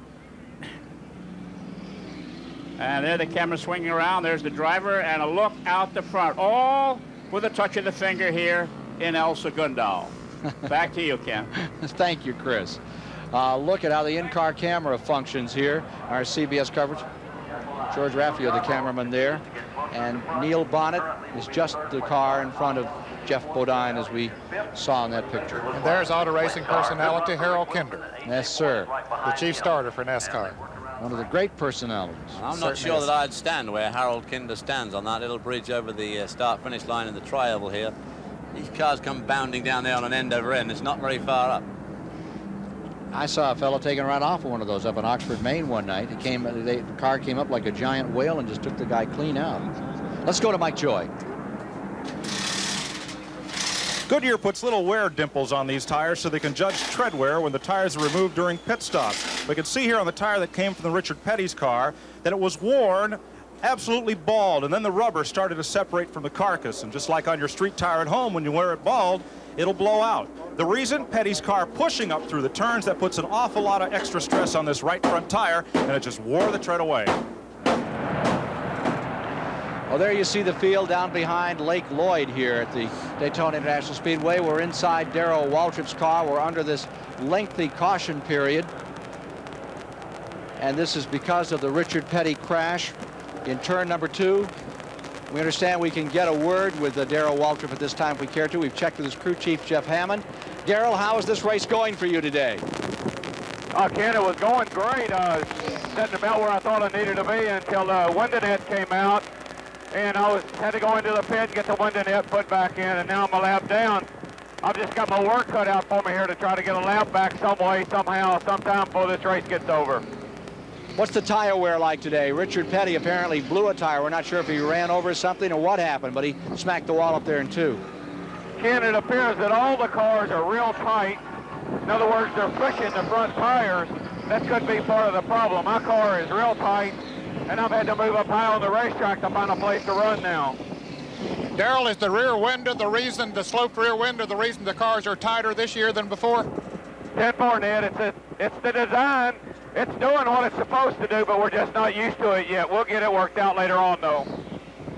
It will take a little time to get it worked out, but as he says, they certainly will. Now, Ken, we mentioned a moment ago that this caution was extended. They have sent Rusty Wallace around to get him back the lap that apparently, for some reason, had been taken away in the scoring stand, so we should resume racing here before long. Ken, we were talking about personalities in auto racing just a moment ago when we had the cameras on Harold Kinder.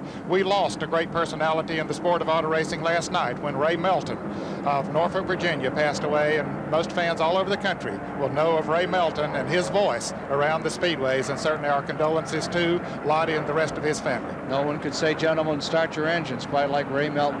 No one could. Yeah, he went all the way back to the early days of the thrill shows with Jimmy Lynch and the Death Dodgers and Lucky Teeter, and just a really nice man who really loved this sport and loved to say, gentlemen, start your engine. Well, he would have been at Richmond, Virginia next week for the first short track race of the season, but unfortunately he won't be with us. 73 laps are now complete in the 1986 Daytona 500. and it's been a dramatic one thus far. Some incredible speeds being turned out with these cars. Between laps 40 and 50, they're averaging 196 miles per hour. We've had a lengthy stay under caution, and I think we're going to be a lap away from a restart here, which means they'll go back to green at lap number 74. On the restart, we'll have Bonnet in front, Jeff Bodine in second, Cale Yarborough in third, Tommy Ellis will be in fourth, Bill Elliott in fifth, Ron Bouchard in sixth, Bobby Hillen in seventh, Rick Wilson in eighth, Tim Richmond in ninth, A.J. Foyt will be 10th, Lake Speed back to 11th, and in 12th is Dale Earnhardt, 13th is Benny Parsons, 14th Terry Labonte, 15th is Phil Parsons. Coming up next, the Boston Celtics and the world champion LA Lakers on CBS Sports. Now there's a game today. They've played for the NBA championship the last 2 seasons and again appear to be on a collision course for the title. Great pictures from the Goodyear Blimp Enterprise. You know, the Enterprise goes to a lot of events. The 61st consecutive year that blimp or their blimps have covered American major sporting events. But when they come to an auto race, they really seem at home, and at night that blimp is spectacular here over the beach. Coming up next on the NASCAR Tour, they'll move to Richmond, Virginia, just a week away for the 400 there. And following that, of course, on to the North Carolina Motor Speedway, and that's a brutal, tough course. But next week, if there's any animosity, you don't want to work it out here. You save it all up, get to that half mile, and then you get into those tanks, and you can really tear each other up. They really get with it on those tracks. They go from a 200-mile-an-hour speed down to 90-some miles an hour, and I'll tell you, it's really something to see. They do like to lean a lot. Not one panel, not a side panel, not a door, not anything is left. I'll tell you, finish in Richmond. You get Earnhardt and Elliott and Jeff Bodine and some of those guys, they can, Neil Bonnet, they really mix it up. Yeah, I was going to say Dale Earnhardt and Neil Bonnet are the 2 real protagonists, and of course Jeff Bodine. Green flag is out. And from the Goodyear Blimp, you see the restart. Dropping back is Bonnet. Bonnet drops all the way off the pace. You can see him slowing down from that blimp shot. And boy, Earnhardt almost got hit. Run over him. By crikey, Dale Earnhardt did a sterling job there. He really did. Something, the car just wouldn't go when he restarted. It still won't. And Dale Earnhardt wouldn't have seen him. Look at the black rubber that Dale Earnhardt left down here and tried with his brakes absolutely locked on. Boy, Waltrip a lap down, trying to stay in the lead. Lap Bodine trying to put him a lap down. Bodine does it. I'll say that the gearing has come out of Bonnet's car. Something in the drivetrain let go on it because he has no power at all now. Now this is an interesting thing because Darrell Waltrip is going to try and get back in the front of this pack, because if they throw another caution because of Bonnet's car, if it should stop out on the back, old Darrell would like to be leading this bunch, but just right at the moment he's nowhere near. He's in the 4th spot. 11 years of trying, and the futility continues for Neil Bonnet. Bodine in the lead. From Bodine's car, let's look in replay as they came down for that start. It's already happened. Just left him sitting still. I'll say I'm going to predict that the clutch came out of the car. Now you watch behind, you'll probably see just about now. Now we won't be able to see it. Dale Earnhardt has to do the most incredible, phenomenal avoidance. He was just about blind. He came, that banking is 17 degrees in the tri-oval, and it blocks your vision a little. And imagine a restart coming up and finding the leader. Well, he has over the front bumper. He has made it around to the pits, and we understand that it is the drive shaft on the car that came out. We're pretty sure it was something in the drivetrain. Let's go to Chrissy McCronemack. He has the story. Okay, it was a shifter problem, according to Doug Richard. They jacked the car up, put some fuel in it, but apparently the problem is not solved because they're wheeling it back now. He's been in 18 seconds, according to our stopwatch. They have to bring him back and go back under the car. It's a shift linkage problem, according to Doug Richard. This man has a wrench in his hand. 5 men allowed over the wall. 1 man on the right side of the car playing with a shifter lever. Stuck in 2nd gear, apparently. They're going to give another push off. 2 laps down. Boy, what a tough break. Well, now there's too many men over the wall. I don't know where the inspectors are looking. 5 men is the maximum. It's quite a crowd here. I guess they're bringing the car behind the wall. Looks like it. That's it for the moment. There you'll see Neil Bonnet out in front, stretching just a little now. Cale Yarborough has brought number 28 into second place, and in replay, another look. There's Bonnet slowing down. Now watch that number 3 car, who has no place to run at 3 wide. The yellow car. Smoke. Whoop, whoop. He reeled her back in there, but I'll tell you, that was close. Bodine out in front. And Cale Yarborough now running in second spot. There we see the familiar colors of Cale Yarborough's Ford. And there you see Tommy Ellis in third, trying to get under Darrell Walton to put him a lap back. There's Bill Elliott up near the wall there, lying in what, 5th spot? 4th, I think. Back straight away. Elliott to 4th, Bouchard to 5th. Bodine, your leader.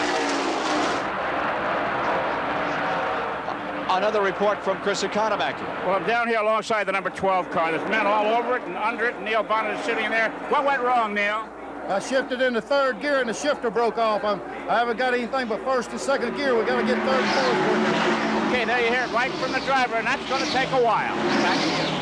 52, Jimmy Means came out and turned a few laps and has retired again to the garage area. And 77, Ken Reagan's car is back on pit road with Grant Adcox now driving. And right now, the car number 10 of Greg Sachs is coasting down into turn 3 over there, so he continues to have problems. I wonder what's wrong with his car. It's a bit of a strange malady. It runs okay, and it won't run at all. Yes.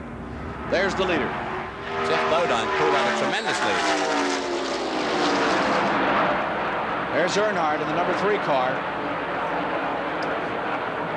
Earnhardt reported back in 12th position on that start, cutting through traffic and trying to move up.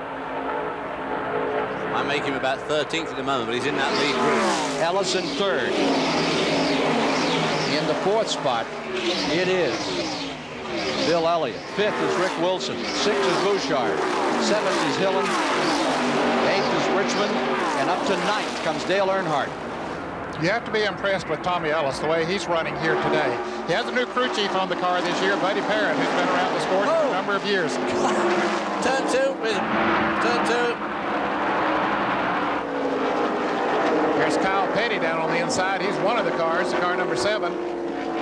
Well, somebody just ran at the back of Pancho Carter, number 64, was involved in that. Not a good day for the Pettys at all. And here's another car. In this instant, 3rd caution of the day. That's Pancho Carter. That's Carter. They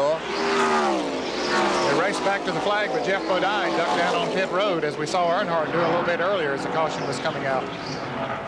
There's Bodine on pit road. Pancho Carter's car, badly destroyed, lies off turn number 2. This is Pancho's, or was Pancho's, 2nd NASCAR stock car race, having finished 22nd in last year's Southern 500 in Darlington. Started out in open wheel competition. There was quite a fracas up there. Somebody looked like they slowed up. Another car, it's hard to tell from this far away, another car had just tagged the back of it, and then they both spun and were joined by a couple of other cars. There's Carter climbing out of car number 64. Sonny King automobile, Ford Thunderbird, pole sitter at Indianapolis last year, walking away from his wrecked Ford automobile. Ken, I think one thing that happened here when Bodine ducked down pit road, we saw Sterling Marlin lose a lap early in this race, and he's been one of the strongest cars in the field. When Bodine dipped into the pits, that let Sterling go on around. I think he's going to get his lap back. We'll check that out. Everybody else now is coming on pit road. I think we have a sequence now of what has happened in this event from several camera angles. Perhaps we can recreate what happened for you. David, let's take a gander here. There's where it begins. Yeah, it's hard. That's isn't that Joe Ruttman, that car in the front? That's front that green car. Green car. Sure. It's behind it that the. It looks like maybe he blew an engine. There was a lot of smoke coming from his cars, and you wonder why those would be spinning behind unless they did hit some oil. Perhaps from this angle we'll get a better opportunity. That's, I think, a little later in the incident. That's the 7 car Kyle for sure. Petty's car. And there's the just missed 64 Carter, which. Yeah. But it was prior to that. Okay, here's Kyle going into the smoke. Hits the brakes. Another car going on the outside of him, and then a car going up and hitting the car on the outside. Kyle tags that car. He has gotten through the smoke. That was Carter. That was Pancho Carter. Carter that hit the car in front of him, and then They were slowing and trying to get out of trouble there. Not sure who Carter nailed, but he ripped into the back of someone, and then that set him loose. Yeah. Richard, hitting the wall twice. Didn't he run into Kyle? Yes. Just tagged Kyle. I think Kyle slowed up because he had obviously seen something that we all missed happened in front of him, or somebody blew an engine. That'll take some time to clear that lot up. All the debris and oil. And so for the third time in the 28th running of the Daytona 500, we are under caution. This for a more serious incident in turn 2. 85 of 200 laps are complete in the Daytona 500. A third incident involving several cars at turn number 2 brought out caution once again. We're looking at the attrition rate on the event, and it's beginning to build up here. And we are going to have some new names perhaps to add here shortly. When we look at this replay of what happened, there's the Kyle Petty car. He has been in and out of the pits, Ken, so apparently he's going to be able to continue. He qualified well. He started 7th here today. They're levering the body off the tire then, because he was involved in that last little incident up at turn 2. Kyle Petty back underway. We believe that the number 33 car was where the incident began, Harry Gant's automobile. So we are under caution once again. As we watch these incredible machines roaring around the tri-oval at speeds exceeding 200 miles an hour, it's only natural that our attention is riveted to the men who drive them. They are the stars of this multi-million-dollar show. But there's another group of people who make all this happen. They're the roadies, and Ned Jarrett has their story. We have 87 laps complete, 88 when they combine this time. Bodine leading, Earnhardt second, Ellis third, Lake Speed fourth, Cale Yarborough fifth, Rusty Wallace sixth, A.J. Foyt seventh, Elliott back in eighth, Bouchard ninth, Dillon 10th, Benny Parsons 11th as they take green and resume the Daytona 500. Jeff Bodine goes right back out front. He's strong, Ken, not only on the restarts, but afterwards too. Yeah, and Dale Earnhardt's come right up from that unfortunate incident behind Neil Bonnet earlier on. He seems to have made a very good recovery. He's right up there in a strong second spot now. There we see him right behind, yeah. A year ago at Rockingham, Bodine had himself a race won, didn't he? And Earnhardt came right up through. They've had some very good battles in a number of the races. At Pocono, Pennsylvania last year, he just devastated the field, but Bill Elliott's one that came through and won that one at the end. So they've been so close so many times. It was a sportsman race. They leaned on each other a few times. Definitely. They leaned on each other here yesterday. That green car, that's the Rutland car, and that is a lap down. In fact, there's a couple of lap cars. I think Rick Wilson's in there too. Third place is number 18, Tommy Ellis. Back in 1981, Jeff Bodine had a nasty spin coming off the fourth turn here and crossed the infield and ran into a TV station wagon. But after some repairs, he returned and finished 22nd in the TV wagon.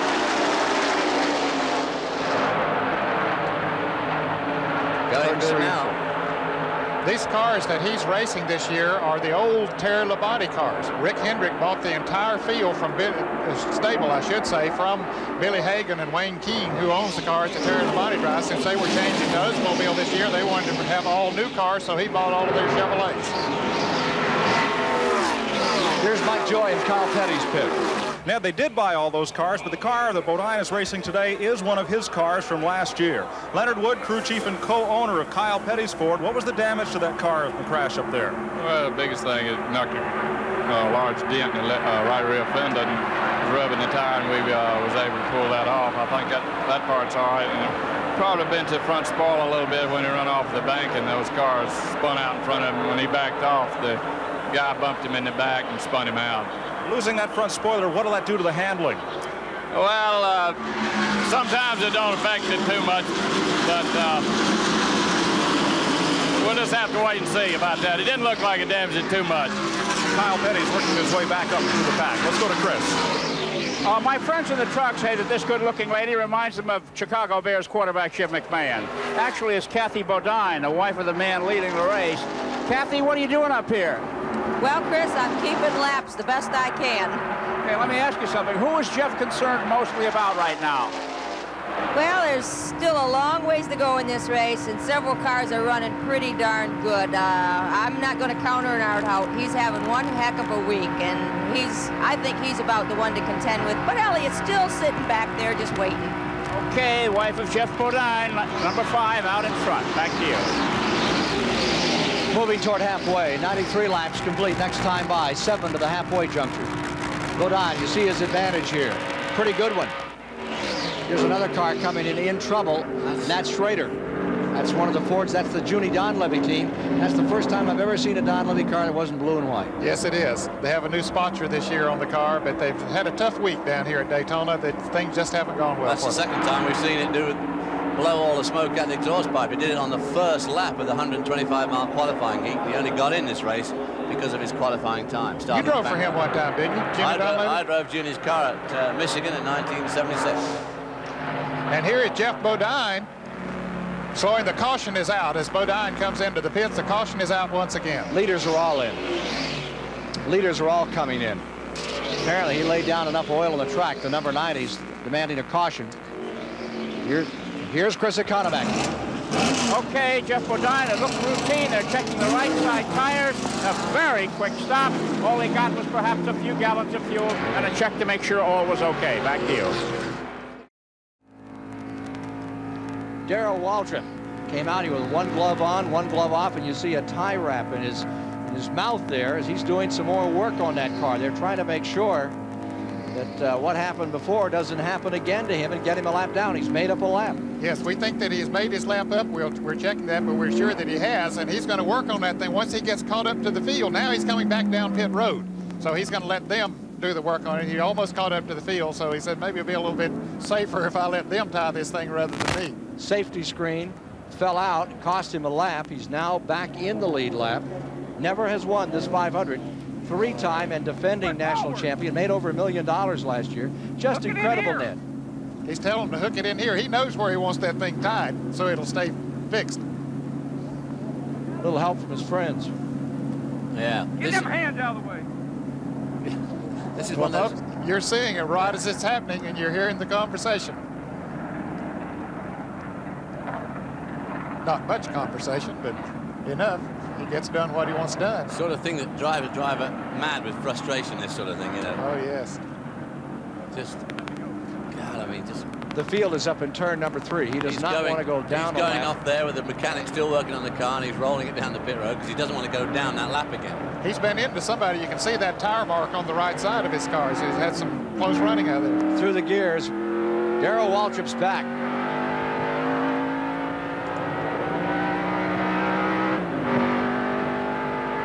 Down into turn number 1, catching the field. Schrader oiled down the track. Please, let me get caught up. What's he say? One more time, let me get caught up. He said one moment, please. I'm not sure, but what we may get in a green. Jeff Hammond is telling us that perhaps in a minute we might get a word. And they put a consultation flag out on Foyt's number 14. And so they did Lake Speed and Rick Wilson because they passed the caution car apparently during the caution period here. And you can't do that. There you see the marker out for car number 4. Come on pit road. Wilson's car. That's how the drivers find out they need to come into the pits after they have been told by the control tower here. Bill Gazaway and company. And each of those cars have a NASCAR official standing in front of them to hold them up for whatever the penalty is. Rick Wilson is also on pit road. He was one of those that the penalty is being invoked right now. And look at AJ getting a little edgy with the official there. Growls at him a little. AJ with new colors on his car this year. Normally they're orange. Well, it is. Black. It's Foyt well, orange. Still orange, but a lot of black on it, or more black than usual. NASCAR official could be black and blue. Could be run over if they're not careful. Right. Could be flat. Here's Mike Joy. Ken Schrader brought out this caution. The NASCAR Rookie of the Year didn't quite qualify for this race. Had to use a professional spot to get in to impress a brand new sponsor. And here you see it. Look from the replay like you really blew it up big time. Well, we don't know exactly happened to it for sure. You're right about having a long week. We've struggled all week, and we had our Red Baron Pizza Thunder people down here. You know, we wanted to make a good impression for them, but we were in, and we were halfway through this thing, and we were still on the lead lap, and we were holding on. So load up and go to Richmond next week. For a guy who's used to winning 40 or 50 races a year on the sprint car trail, that's got to be a heartbreaker. It's just part of the deal. You kind of learn that real quick. You know, when you win one, it sure makes up for it. Let's go to Chris Economaki. All right, we're down here in A.J. Foyt's pit, and everybody is on tender hooks here, waiting for the signal to move out. Foyt is gassing the engine. The official is standing there waiting for his signal to release him for whatever the violation was. We don't know now exactly what that violation was, but A.J. is really edgy. Dick Hutchison, the crew chief, and one of the crew, Billy Woodruff, are talking with the official. They don't seem to know why he was brought in, and they're asking for an explanation. Okay, now they can't get a word from Dick Hutchison. Hey, Dick, what was that problem? Why was he brought in? Chris, I don't know right now. I can't get the straight of it. Really? Okay, so here in the pits, they don't know why he was brought in. He's asking the official for an explanation. In the meantime, A.J. Foyt has been put down a lap. Back to you. They penalized everybody to 75, and they're going to hold him another lap. Did they penalize us a lap? Yes, sir. They held us a lap. Sherby said he gained a lap on the field. Chris Economaki trying to get some confirmation as to what the penalty was. Did he go down a lap? That's what Hutcherson was asked. Did he go down a lap, or did they just take back a lap that he was one lap ahead? Let's see if we can get a word with Darrell Waltrip here. I understand Jeff Hammond, the crew chief, is going to allow us to speak to Darrell. Ken Squire here. Darrell, you've made the lap up. You're back in this hunt. What's your confidence level right now? Again, the car's getting better and better all the time. We started out a little off, but right now it's coming to us. I feel real good. I'm going to win this race.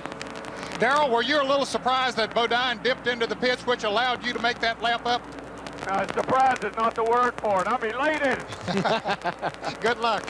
All right, we're ready to go. Let's get another word from Chris Economaki on the A.J. Foyt situation. Well, here's the story. Apparently, the pace car slowed way down on the backstretch, and A.J. Foyt passed it and gained a lap. Now, what the stopping for was not really a penalty. It was an equalizer. It put him back in the lap he belongs. He's not a lap down, is he, Dick? No, we are not a lap down. There's just something happened on the backstretch where we gained a lap on the field.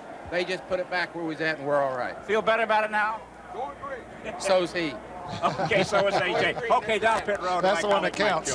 Yes, sir, as long as A.J.'s happy. Sorting his driver to get going as they come back to green. Tim Richmond is still in that car. Richmond was injured on Thursday in the qualifying race, but running in third position will make you feel a whole lot better. He's okay for the rest of the race?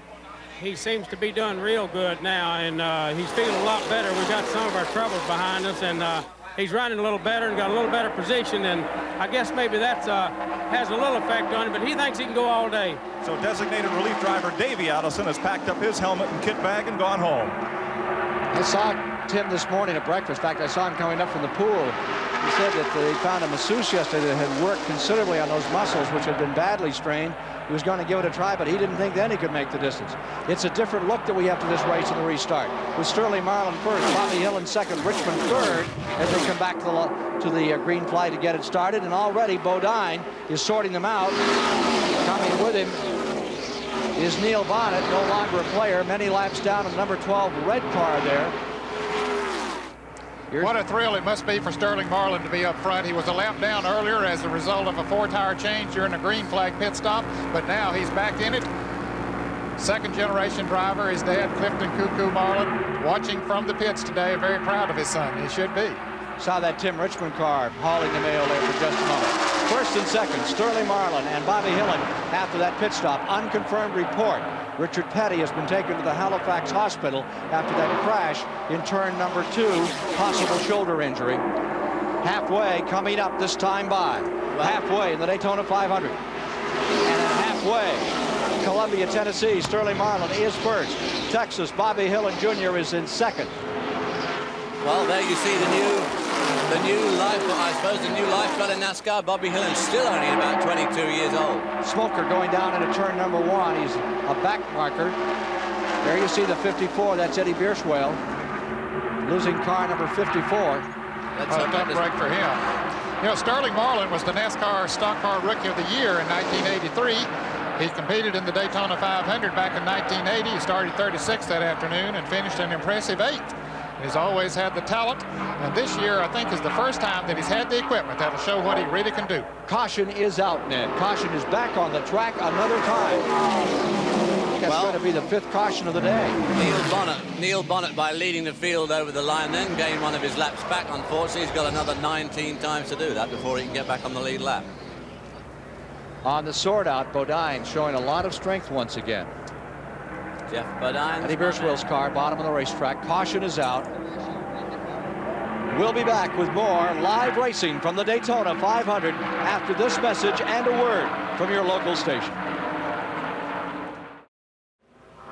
We're back with you, and there you see the standings at 250 miles. We're 3 laps past that 250-mile mark. At that point, Bobby Hillin Jr. was in front. Tim Richmond maintaining second. Sterling Marlin was then in third. Dale Earnhardt was in fourth. Jeff Bodine was in the 5th position.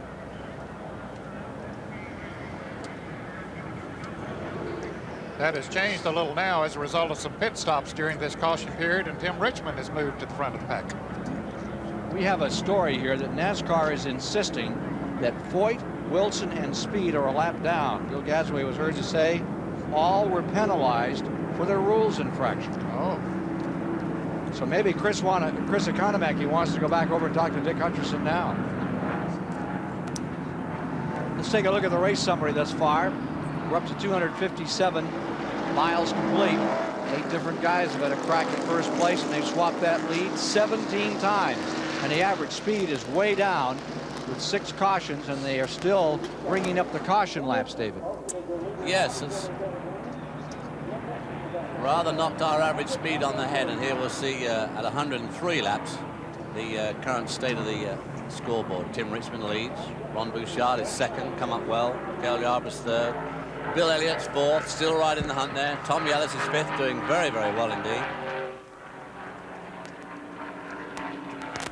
Getting set for perhaps one more lap? One lap, I guess, yeah. One more lap before they cut them loose.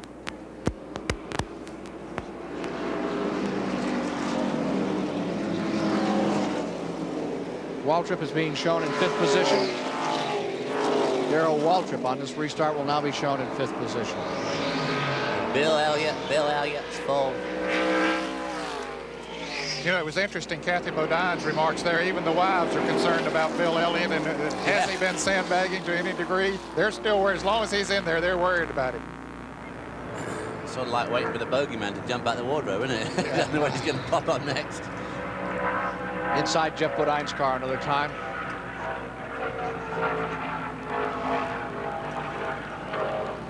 Upcoming races on CBS will be with you at Michigan. And then, of course, July 27th, the Talladega 500. June 15th race in Michigan. That's always a good race. 400 miles on that 2-mile track. Jeff Bodine starts this race in 14th. You're riding with him right now in the 14th position. As we prepare for resumption of this event, out in front is Tim Richmond, and perched right on his rear bumper is Ron Bouchard. Roosting there in 3rd is Cale Yarborough. Bill Elliott in 4th. So you've got 2 GM cars, 1 and 2. Ford's running 3 and 4. Coming down for a start next Saturday, there's a college basketball doubleheader on CBS featuring 3 top 10 teams. First game, Alabama Birmingham visits number 10 Michigan, and then number 8 Oklahoma against number 2 Duke with John Dawkins. It's next Saturday, 2 o'clock Eastern on CBS Sports. On the break. Notice that Wilson is down on the inside, being shown as a lap down, and AJ is there with him. They'll try to work together to get their lap back. Madder than heck, too. Yes. A couple of Oldsmobiles. Somebody getting really low to the apron there. That is Bill Elliott. Those smiles have turned to frowns, I would presume, in that car number 14 area. That was number 12, Neil Bonnet, who's still 19 laps down, but I'm sure still trying to make him up. Rick Wilson doing a good job trying to pass Tim Richmond to get his lap back, just in case the caution comes out and he moves out in front of him. Let's see what AJ will do. There's AJ back in front. Meanwhile, tremendous assault by Bodine again as he tries to move back into this thing. There's Bodine as he skirmishes in the back of this group. pulls up behind Terry Labonte in that Oldsmobile, moves up on Hillen. All of those cars made pit stops during this caution, so they got a long way to go. Down to the inside goes Bodine. Gets under 2. Looks up here, and you're riding with Jeff Bodine as he goes under Jody Ridley and continues his assault. That's Ricky Rudd up on the outside now. This car is really working nicely on the inside. Very, very good indeed. He seems to be able to put it where he wants to on the track. Gives you a sense of speed. Plenty of power. Goes for Wallace. Boxed in just a bit. Sterling Marlin directly in front. Gets underneath Rusty Wallace. Comes up on Kyle Petty. Goes underneath Kyle Petty. He's just passing everybody at will. Dramatic pictures from Bodine's car as he unlimbers this Hendrick number 5 that goes looking for the leaders. He's in behind Sterling Marlin. Sterling Marlin car, and just in front of Sterling Marlin is Darrell Waltrip, who of course is still in the lead lap. Morgan Shepherd was just black flag for a stop and go penalty. He jumped the flag on the restart. He's sitting down at the end of pit road, but now I believe his car is stalled over there. Bodine moving underneath the number 1. They come into the trial here. Wind actually died down a bit, Ned. I don't think it's quite as troublesome as it was, and it's changed direction slightly. Has to make the drivers feel a lot better. Yeah. Wind not whipping around. Staying right here with Bodine as he works on car number 1. This is where he scores. Look at the way he just drives by these guys. He made no ground up in the Here's draft. Sterling Marlin to the outside. And he just seems to be able to drive underneath these guys. Now he's going to get a bit of a draft off Darrell there. And in front of Darrell is that Benny Parsons just moving around there, that black-looking car. Yeah, now Waltrip dips down to the inside here as they go into the turn. And the caution is waving once again. Where is AJ and Rick Wilson? Are they still out front? Rick Wilson is. Wilson is indeed. No, he's not. Yes, he is. Or do they count Neil Bonnet as being in front? Bonnet gets another lap back. Well, I leaving at 18. Bonnet get a lap back or Rick Wilson? Wilson? It is. No, Bonnet and Rick Wilson got a lap back. That'll put Rick Wilson back in running order for this race. There's the reason sitting down there on the end of pit road. That's Morgan Shepherd, I believe, who had been black flagged, and apparently something went wrong with his car. When on the restart, he could not get out of the pits after the stop and go penalty. That, of course, is not Morgan Shepherd's proper car. He wrote his proper race car off yesterday afternoon. Right. This is a car that he rented late yesterday. Randy LaJoie's car. He crashed Morgan pretty hard down here in turn number 1, spun 3 times and right into the outside wall. Back with more live from Daytona after these messages. Back with you once again, reviewing the last 5 winners of the Daytona 500. 2 of those won by the Renier Lundy team, that 83-84 story. And they've really come on. They've had 3 wins in the 500. 80, 83, 84. Buddy Baker won for them in 1980, then twice with Cale, Pontiac over Elliott, and then in 84, Cale drove his Chevrolet over Dale Earnhardt. Word from Chris Economac. Well, I'm in one of the pits where everybody is happy. This is Bobby Hillen's pit. He's a very young driver. He was in the lead at the halfway mark. This young man from Texas had to give up racing in his senior year in high school to play football for his team, where he was all-conference end there. But now that he's a graduate from high school, he's a full-time racer. When he put that car out in front, there was real celebrations here. Another matter, there's so many pit stops, and that's an automatic tire change for everyone that stops, that now the tires that were taken off of these cars earlier today are being put back on them. They hadn't planned on this many pit stops. Back to you. 112 laps complete, 88 to go. 112 complete this time by. As they come down to the line, Tommy Ellis from Virginia appropriates first position. Earnhardt is in second. Jeff Bodine with our CBS camera on board is in third. Sterling Marlin is in fourth. Terry Labonte is in fifth. Bobby Hillen is in sixth. Joe Ruttman in seventh. Rusty Wallace eighth. Baker ninth. Phil Parsons 10th. Bill Elliott 11th. And Cale Yarborough 12th on the break. Some of the action to follow will be that Yarborough-Elliott duel as they'll try to come back up through this field. Okay, A.J. Foyt gets his nose in front there to the bottom line. He's 1 lap down. What he needs to do is lead this group across the line for the first lap and get another caution. Can't do it. Can't do it. Draws away. It's been overtaken by the top line of cars.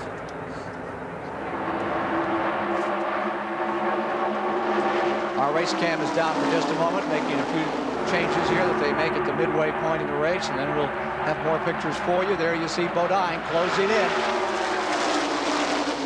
Earnhardt stays second. Now Earnhardt's going to go for the lead.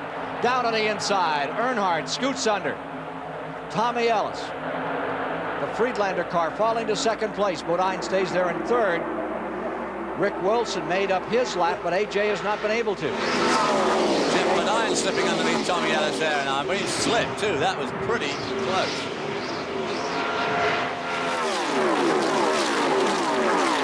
Dale Earnhardt's run very, very strongly here all week. 3 wins so far, and as we heard on the grid, $126,000 in his back pocket so far. Looking for the big win though this afternoon. Slow race, the average speed 140 miles an hour. The speeds have been tempered by the cautions. We've had 6 caution periods. Here comes Bodine to play with his old pal. We'll check a lap speed this time around on Dale Earnhardt and Jeff Bodine trying to draw away from the field. Tommy Ellis in third. These two cars, Ken, have shown more speed after Neil Bonnet had his problems than any other cars, and this is the first time we've seen them hooked up in a while. It'll be interesting to see if they can pull away from the rest of the field, and it looks like they're going to be able to do so.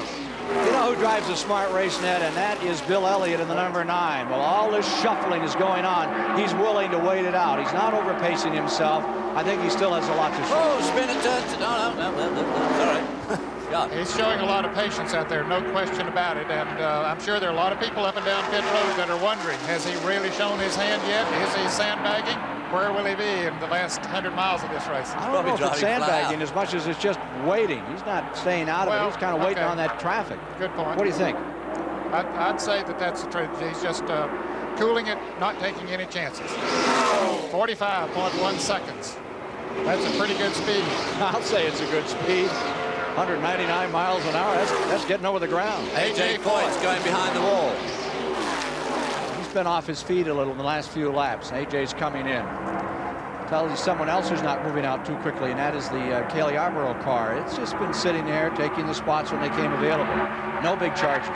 Cale had taken the lead just before that last caution, the first time that we had seen him up front this afternoon, and he's been in there. He's been right in the thick of the thing all day long. Well, here we go with a couple of Chevrolets back in front in the Great American Race. Oh, a spin at 3. There's trouble, lots of trouble up in turn 3. Joe Ruttman, there's cars crashing into each other all over. Harry Kent almost went up. Cale Yarborough's in it. Did Elliott get through or not? I think Elliott's been tagged. I thought I saw Bill Elliott. There's the Harry Gant car. I think Elliott is just to the right of your screen. I thought I saw him slide to the grass, and I believe that may be him there.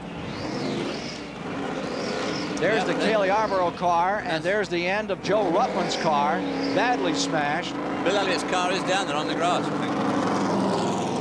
Boy, he really took a lick, Joe Ruttman did. And then Harry Gant came along and ran up on the side, almost turned. Ran over him. Yes, almost turned the car over. Ruttman, you can see him moving around in the car, so apparently he's okay. Here's Cale Yarborough now as he gets his car righted and headed down pit road, but you can see the left front fender bashed in on that car. I think Bill Elliott's car's okay. He's managing. He's coming down pit lane, but it doesn't look too bad. Bit wrinkled. Well, it sure doesn't do them any good. And yeah, here's Cale on pit road, who we saw trouble with Petty earlier. There's an ambulance crew coming out. Harry Gant's number 33 got him badly wrapped. Ken, Bill Elliott came down pit road, but his crew waved him to go on because the field was coming around. They didn't want him to lose a lap, so they've sent him around. He'll come in for service, and there's Neil Bonnet. Boy, he has really had his problems terrible today. day. Tough break for Neil, who ran so strong in the early going. He's still moving, but looks like somebody ran over his front end. I don't know what started that, but I got a nasty feeling that Tommy Ellis may have started. His car is all... look at the debris all over the track. It was flying everywhere. Yeah. And Yarborough, you see Waddell Wilson peering in there, talking to Cale. Here's Chris. Well, we're down here at Cale Yarborough's pit. He's taking his helmet off, and I would have to think that this is pretty much a day for the 4-time winner of this 500-mile race. We can see that the front end is heavily damaged. The left side is heavily damaged. The left rear is also banged up, and when Cale steps out, we'll get a word with him here. They're taking the steering wheel off the car now so he can get out. Mechanics are always trying to fix things, living in hope that though the damage, as bad as it looks, might not be so bad underneath, and they can get the car going. Okay, let's go down pit road to Mike Joy. Here comes Bill Elliott, and he gets hit. Jim Sauter tagged him as Elliott was coming into the pit, and everyone, including us, had to scramble. Now they'll turn that car around. Elliott's got it in reverse gear. Nobody coming down the pit lane, and he's going to have to go around again. as Elliott made the cut left to get into his pit stall. Jim Sauter of Necedah, Wisconsin was coming down pit road out of his pit stall and just blocked the back end of the Elliott car. Look at Ernie Elliott's got it just hands in the air, just like, what happened? Looking down at that Evinrude crew further up the pit lane, and now Bill is hot. Ernie is hot, rather. He's having a word with a NASCAR official, and Bill will have to come back in again. Well, Chris?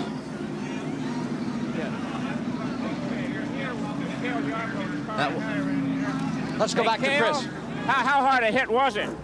Well, it was pretty hard, hard enough to knock me out, Chris. What set it up?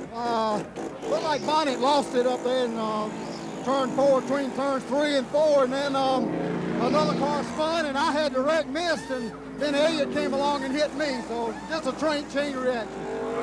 What's the race look like to you, Cale? Who's the guys we have to watch out there for winning this now? Well, it looks like from here on out, if that 5 and 3 car stays in, then it's going to be hard to beat, especially the 5 car. Okay, Cale Yarborough, thank you so much. Cale, back to you, Ken. It is a grinder here today. We have now gone through we are into our 7th caution period, and let's take a look at what started this incident. There's the first car breaking away. There you see the tremendous impact on Rutland's car. He was head-on into the wall, and it looked like it was Bonnet's car that started. There's Harry Gant leaping. Over there is Lake Speed spinning. And that's Bill Elliott getting sideswiped there.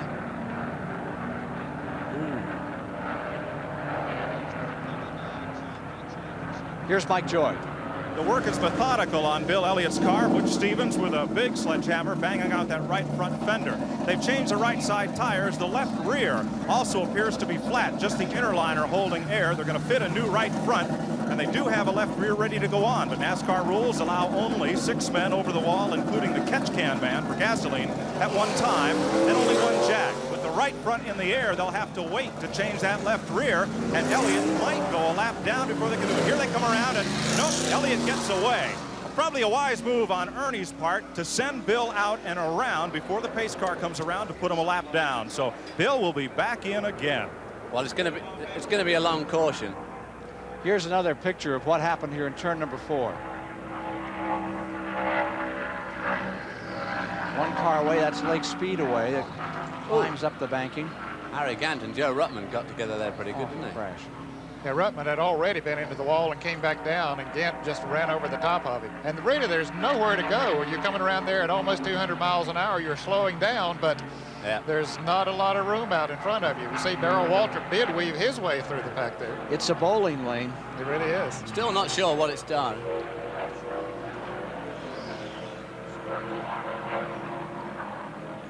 Still not sure who really started it off. Lake Speed was one of the early cars involved, and the Neil Bonnet car. Neil Bonnet was definitely one of the early ones to go sideways. Let's see. Here's Chris. Maybe he can give us a little insight. Well, I can give you a little something if you're a souvenir hunter. They just scissored this off the front of Cale Yarborough's car. They're working down there with what we call a Mexican speed wrench. That's a sledgehammer, trying to get things straightened out. Okay, now let's go down to Mike Joy. Bill Elliott is back in, and this time they'll change the left side tires. They've got the left side up in the air, and Ernie is taking a good close look at that right side sheet metal. Still a lot of fender damage to the right front and the headlight bucket. You remember 1 year ago when Elliott won the 500, they lost the headlight door, and the NASCAR official held them for 45 seconds replacing it. Well, this time the entire headlight bucket and right front fascia is gone on that car. They continue to pull out the fender, say, well, okay for now, and they send it back out. But if this indeed is a lengthy caution, they'll bring it back in several times for a little emergency body work and a lot of duct tape. The $1.5 million Daytona 500 is really taking its toll. All that money up for grabs, and it's a question now how many will be around to share in it. 119 laps are now complete. There you see Harold Kinder standing, looking down the track, waiting to turn this field loose again. It'll be a couple more laps. 121 laps in the 1986 Daytona 500 have been completed. Most of the equipment out of here badly battle-scarred. Jeff Bodine is in front. Bobby Hillen is in second. Dale Earnhardt is third. Sterling Marlin fourth. Benny Parsons fifth. Terry Labonte in sixth. Green shortly. There was an incident here, and we look at attrition for just a moment. Cars that have fallen by the wayside, and it's equal between engines and crashes today as to who's come out. Chris Economaki was making the point when we were away the Calamity Corner may be back. Remember a couple of years ago, they kept talking about turn 4. There's Bill Elliott back in another time, and you can see how the front end of his car has been ravaged from this latest incident, which has completely destroyed the Kenny Bernstein team's super speedway car. They were building 5 cars. They'll have to add one after today. Well, they certainly wiped that one out. He was, it looked like his car was torn up the worst of any of them. He had an attack from front and rear because Harry Gant had to go at him in the Bandit. One driver has been taken to the hospital, Joe Rutland, just for observation. They think he's all right. They just want to check him over. Waltrip made some incredible moves here through that incident and was able, there are some more people out of the race. Waltrip took the lead in lap 118. Again, we're working lap 122 right now. And when Waltrip did that, he became the 11th driver to lead in this race, tying a 500 record for leading drivers in the event, drivers up in front. Ken, it's a little bit early in the season that it's a big factor right now, but anytime they can lead, they want to do it because they get 5 bonus points for leading a race. Of course, Walter being the champion last year, that's one thing that helped him to be the champion. A lap away is a restart. Remember how lucky Waltrip was in the International Race of Champions last year. Tom Sneva getting into Cale Yarborough, A.J. Foyt all spinning and crashing and going through the eye of the needle. Darrell Waltrip won it, and he did the same thing here in this instance. He was out behind it, and he just got very, very lucky and also made one definitively good move. He weaved his way through, and he's still in contention. And a lot of those Cars fans that were involved in that are still in the race. You saw Bill Elliott's crew working on his car. He's still in the race, as so are many of the other drivers who were involved in that, but their aerodynamics might not be quite what they were before then. No. Waltrip has pitted, and he is now back in the 8th position. And here's Bill Elliott in 12th. And let's take a look again at how Waltrip, if he wins this race, this would be the key play. Here he is in the circle with all these cars spinning and banging. You get a chance to make one decision, right, Ned? That's right, and it better be a good one. So he made the decision to go high. He comes down and clips one car there a little bit, but you see the Gant car slide completely out of his way as he comes down there. He just opens up for him. Bit of luck involved, but he made the right move when he went high. He made the right move, but he was a bit lucky as well. To Mike Joy with Dan Elliott. Dan, how is the race car after that wreck? Well, the car's hurt pretty bad in the front. We've got to do some more to the rear. Car's running a little bit sideways, and I think he's fixing to come back in now. So we'll make a few more adjustments and see what we come up with. You were crawled underneath the rear end of the car. What can you fix there? Well, the only thing we can do right now is check and see if the pantard bar is bent. If it is, we can adjust it. If the housing's bent, I don't know what we'll have to do then. Maybe just try to limp onto the end. Ned, I guess maybe kittywampus is the word. The rear end is cocked slightly in the car, so it's going down the road just a little bit sideways. And here's Ernie out with the pit board once again. Dan, Butch Stevens, the rest of the crew, and they will try to pit him one more time before we go back to green. Elliott pitting, and we are under caution, still another lap. Well, when Bill Elliott went under the commentary box here last lap round, trying to catch up with the field, he went through the tri-oval here pretty quick, and he left a great big black line all the way around the tri-oval. So his car is badly out of shape. He won't be able to run along leaving rubber like that on the track. Crawl crab-like at these kind of speeds. There won't be much left. No, it wouldn't last. Rusty Wallace is also on pit road. Wallace at last report was still among those that was very much in this hunt in 11th position. Tommy Ellis, is number 18, has been worked on for some time on pit road. He had been reported in 13th, the back end of his car jacked up. It's a gambler's race here today.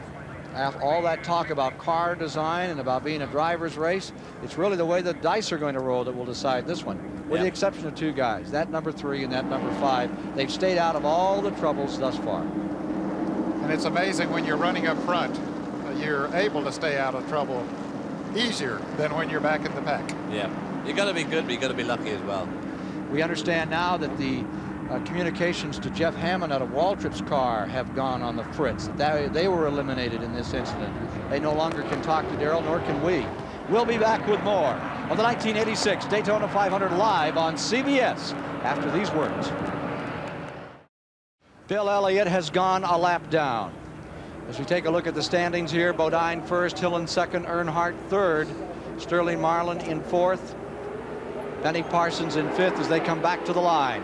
Ready to resume racing with 125 laps complete as as they strike the marker and roll once again under green after the 7th caution of the day. Elliott crew looking a little disappointed here, going about their work. Now a lap down. They tried frantically to get their man down pit road, but they just didn't get back on the track in time. No, they didn't, Ken, but I think their problems are a little bit deeper than they had hoped they would be. It'd be interesting to see if he is able to run up to speed as we see Bodine moving back to the front once again. Bobby Hillen stays right up there in 3rd, the young kid from Texas. Almost had to give up his high school graduation to go racing. Flew him back just in time. Here he comes in that 3rd spot, the white automobile, and the rest of the field before this mammoth crowd at the Daytona Speedway today. Jeff Bodine stays up in front. Dale Earnhardt is in 2nd. Sterling Marlin is in 4th. Parsons in 5th. Labonte in 6th. Bouchard 7th. Waltrip 8th. Phil Parsons 9th. Tim Richmond 10th. And Elliott in 11th, a lap down on that restart.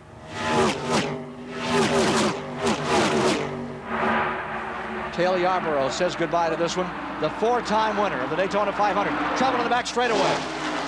Still another incident. Ken Reagan, car number 77. He started the car. It was Grant Adcox in it, who won the ARCO race, raced to the flag. Coming back, they raced to the line, and Bodine will be there. Grant Adcox, who replaced Ken Reagan in number 77. That's actually Adcox's car. Spinning out of turn number 2. Reagan crashed his car in one of the qualifying races here last Thursday and made some sort of a deal with Grant Adcox, who won a 200-miler here for another division last Sunday. Looks like the car's okay. Yeah. He just got in the draft or the wind there and lost it, spun out down through the grass. Had to give him an extra thrill there because cruising along that grass backwards at 200 miles an hour will give you a thrill. Wondering if you're going to go into Lake Lloyd. Back with more of the Daytona 500 as we are under caution for the 8th time after these messages. We're back with you once again live at the Daytona International Speedway from the Goodyear Blimp Enterprise. This picture of this 2.5-mile, 400-acre facility where it appears a record crowd of over 120,000 have gathered today to see the 28th annual Daytona 500. And it has been a wreck-strewn affair. The record for most cautions in this event, 1974 at 10. And we've had 8 to date thus far today. 8 to date. Ah, yes, and it could be taking on Shelley now, are we? No, not by any stretch of the imagination. You know, David, you mentioned at the top of the show with 20-some drivers running over 200 miles an hour, and a lot of them without a great deal of experience at running those kind of speeds, and you wonder, you know, we're having a lot of cautions. Are those the reasons? And I think that part of the reason, too, is what you mentioned. Most of our trouble seems to be coming in turn 4, and there's no doubt about it. We said a few minutes ago the wind had dropped, but these flags out here are still pretty proud. So I don't think that the wind's helping the situation either. Jeff Bodine stays up in front. Jeff, did you dream that this winter about seeing yourself in victory lane here at Daytona? I felt this was going to be Jeff Bodine's best opportunity here at Daytona to win in the Grand National Winston Cup event. We came here last year and won the late model 300 race. Gary Nelson won with Greg Sachs in July last year. So Gary and I are both winners at Daytona. Now we're going to try to combine our efforts and win this 586. Here's Mike Joy on pit road. You're looking at the front end of Harry Gant's car, or rather what is left of it, as Wayne Bumgarner and Travis Carter take a look at the suspension. Harry, what happened up there? Well, I think the 12 car had a problem. He started spinning, and there's another car involved. We all come in a bunch, and, you know, that time it was getting pretty crowded and a lot of smoke. And I thought I had it made through, but I guess a car come off the wall there. I got him one. I blew the tires out on something before I got hit. I hit something in a cloud of smoke. I never did know what it was. Got to be tough to try to pick your way through something like that. Yeah, it is. And I guess the unexpected happened like that when you think you've got it made, which I did. I think, well, I'm clear sailing here now. I can see the smoke over the edge, but then all of a sudden, bam, bam, 2 tires blowed out and you couldn't turn the car and went right into whatever was setting up the wall. Well, you'll win this race someday. Down to Chris Economaki. Well, I'm in Dale Earnhardt's pit, and I just spoke with his crew chief, Richard Childress, and he gave me some surprising news. He said that after the earlier problem with the tire, they backed him off, meaning they're keeping Dale Earnhardt under wraps. I asked specifically, are you holding him? They said, oh yeah, we're holding him. We're saving him for the end of the race. Very important. Thank you. Sometimes that's hard to do, to save Dale, to back Dale Earnhardt off a little bit. Yeah, it's like trying to hold a lion at bay with a garden fork. He's a little hard-bitted. Restart has Bodine first, Earnhardt second, Marlin third as they stretch them out another time. 70 laps to go. Slow race. Yeah, it must be terribly frustrating, particularly for Jeff Bodine and Dale Earnhardt, who really want to get this race on and get down to those last few laps so they can have a big shootout and see who's going to win it. And physically debilitating, that much start and stop and wait and go. It really affects your rhythm and your concentration, I think. I find it does myself on long caution periods. Out of 4.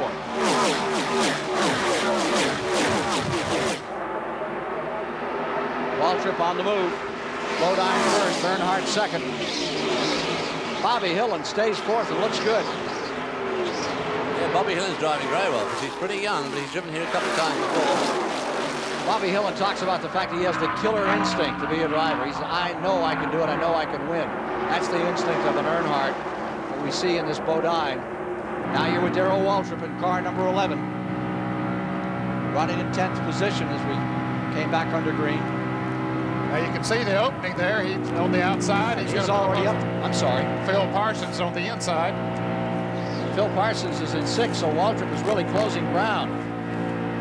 Yeah, you heard him lift off as he went into the banking because he wanted to go higher around the outside, and Phil just bobbled a little bit, and Darrell just lifted out. There's the Piedmont car, the 44 car, Labonte just alongside him. As they come out of the trial, right up to that wall. Now he's going to have a go around the outside of Phil Parsons in turn 1 and 2. Looks like he pulled that one off. Better than 190, 195 miles an hour. Getting a good draft from the Benny Parsons and the car in front of him now as they come onto the back straight. Right up to the wall. That's Lake Speed in front of him. Under Speed going for Parsons. Lake Speed's having a good afternoon too. Yeah, and the whole right side of Lake Speed's car is all caved in. Yeah. Close in on Richmond as they come out of 4. Ooh, they're getting close to that wall, aren't they? Richmond now 6. Labonte still alongside Darrell Waltrip. Bouchard's running a great race. Ron Bouchard is very much in this. Let's go back inside Darrell Waltrip's car as he battles it up through here. Right in behind. You see Terry Labonte has passed him. Labonte's car's going well too. So he's getting a good draft down the back straight now. Labonte really going for it there. 3 abreast, they go into turn 3. And Labonte makes the move and passes both Lake Speed and Benny Parsons. Back to the leaders. Earnhardt getting a little anxious, looking inside. There's Ellis, so to the outside. Okay. You've got to know you have the right side of the car there. You haven't got the right side of your car. Tommy Ellis has been in and out of the pits again. He's at least 2 laps down now after that, being involved in that crash. 198 mile per hour average in the last lap. Did you see smoke coming off the tires on number 3 that time? We saw it earlier in the day, and he'll carry it on down into the corner a little bit. So the bit that they have in his mouth might not be working too strong right now because he's coming on. Well, we're coming into the last, getting close to the last 50 laps of this race. So these guys really want to get this race over, I'm sure. 135 complete. No smoke there, but these two are really pulling away from the field.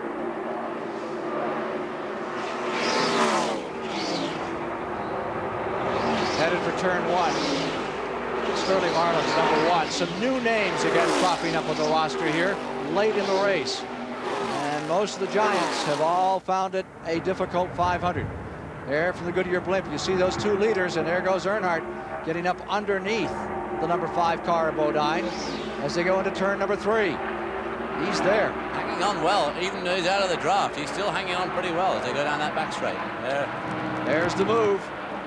Down on the inside, Dale Earnhardt going into first place. You can see the smoke rolling off that right rear.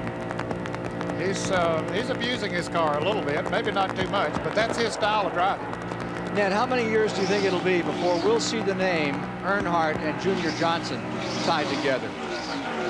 I think they have wanted to get together for a long time, but certainly Johnson has found a driver in Darrell Waltrip now, one that's very satisfying because he's a winner, has won 3 championships for Junior Johnson, but I think still Dale Earnhardt would like to drive a Junior Johnson car, and I think Junior Johnson would like to have him to drive his car. But also there's been a good marriage between Richard Childers and Earnhardt, so it might be longer coming than it would have appeared to be a few years ago. Old-fashioned hell for leather racer, this man at number 3.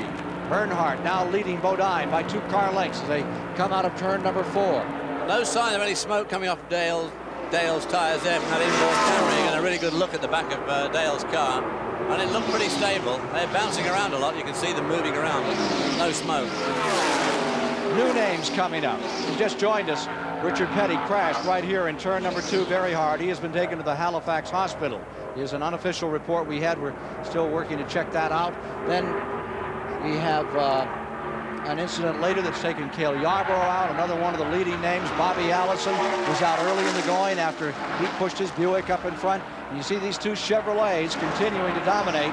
Bill Elliott has fallen a lap down, and his car, even at these tremendous speeds, is acting a little crab-like out here on the racetrack.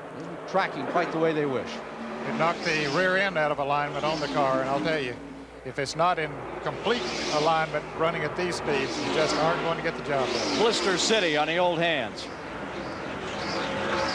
There's a group that's running for 4th, 5th, and 6th and 7th spot. That's Rusty Wallace, Hillen just being overtaken by Bunny Parsons, and Terry Labonte coming along as well. Bobby Hillen and Rusty Wallace really going well out in that group. Against a couple of real old pros, and Benny Parsons and Terry Labonte, though. Can't forget that Parsons won this race in '75, and he is smooth. Leaders, neither of whom has won this race, nor 3rd place has won this race. Nor 4th place. That car running along behind them is Sterling Marlin, who did such a fine job in qualifying, and is hanging on. There he is there in 3rd spot now in that red and black car, number 1 car. And David, he's running by himself out there without the aid of draft. Yeah. Either front or back, he's going pretty well. Yes, he is. There you see the interval. You get a real sense about how they're proportioned as to position on the racetrack. These 2 leaders in this 2-car draft, they have intentions of shaking everybody off. They don't think there's going to be another caution period here. That's what they're praying for. Here's Mike Joy with Buddy Baker. Another former 500 winner bites the dust. Now, you're not supposed to be here, Buddy Baker. I thought you had that wreck missed. Well, I missed everything. I looked up and the end of the world looked like it was happening in front of me, and I missed all the cars coming off the wall and one sliding across the infield. And just as I thought I had everything cleared, I looked and a great big piece of metal went up under the car and blew both the right front and right rear tire and snatched the trailing arm right out from under the car. You look like you were just biding your time. I think I had one of the better cars out there. I made up a lap earlier when I stopped before the caution come out, and then I had closed up on, you know, the lead car so easily, so many times that I really felt I had a very good chance to win today. And I want to say the Crisco Olds did a great job, and the new team, I'm real proud of them, but it just wasn't our day. And when it's not, it's just like all the other good cars that are sitting in here. I'm sure all of us felt that we had a chance to win. And it just kind of breaks your heart to miss a real wreck and then knock yourself out, you know, on just pieces of a car laying in there. Racing luck bites the hand of Buddy Baker. Chris? Okay, down here in Darrell Waltrip's pit, we're going to get a word with Jeff Hammond, but right now he's in conversation with car owner Junior Johnson. We'll get with him in just a moment. Waltrip's fortunes have certainly been up and down today. He had that flapping safety net that had to be taped back in, and then he had it taped back on. It just took too much bite out of the car. They're discussing the handling of the car, how much wedge to put in. How's the car running, Jeff? Right now, Chris, it seems like the car's a little bit loose. So we're hoping we'll get another caution flag here to make another adjustment back the other way. Get 4 new tires and be ready to go to the end of the race. Is adjusting the car any more difficult this year than last year? It's a whole lot more difficult. The little side glasses they put in the cars, and the way the winning net configuration is in the car makes it a lot more difficult to put bite in and out in the rear of the car. Okay, trying to adjust our Waltrip's car so that it can come home a winner. Back to you, Ken. Rick Wilson running directly in front of Waltrip is a lap down. He is in 15th position. Darrell Waltrip closing in on him, and Jody Ridley right behind him. Benny Parsons is having a tremendous run. The 1975 winner is now into the 5th position. Terry Labonte 4th, Sterling Marlin 3rd. Working the 147th of 200 laps in the 1986 Daytona 500. And look at this battle we saw just a few moments ago as Jeff Bodine was fighting it out with Dale Earnhardt for the lead in the 500. Down to the inside. And he does it with ease, as is the case usually when they pick up the draft, and he just motors right on by Earnhardt. So now it's Bodine 1st, Earnhardt 2nd, Labonte 3rd, Parsons in 4th, Sterling Marlin 5th. Hillen is running in the 6th position. Tim Richmond is 7th. And Labonte in that Oldsmobile is just flying. He has moved up into 3rd and is breaking away from everyone. Breaking away from everybody. He passed everybody with no help of any draft. And I think he's making up ground on the leader. It's 4.5 seconds between 2nd and 3rd place. There you see that interval. There are the 2 leaders, and 3rd place coming along. There he is, number 44, Labonte.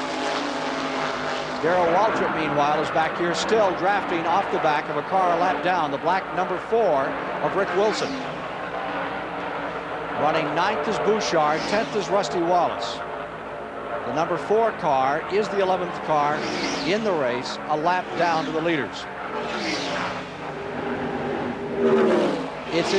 It's interesting to me, Ned, to note all these new names.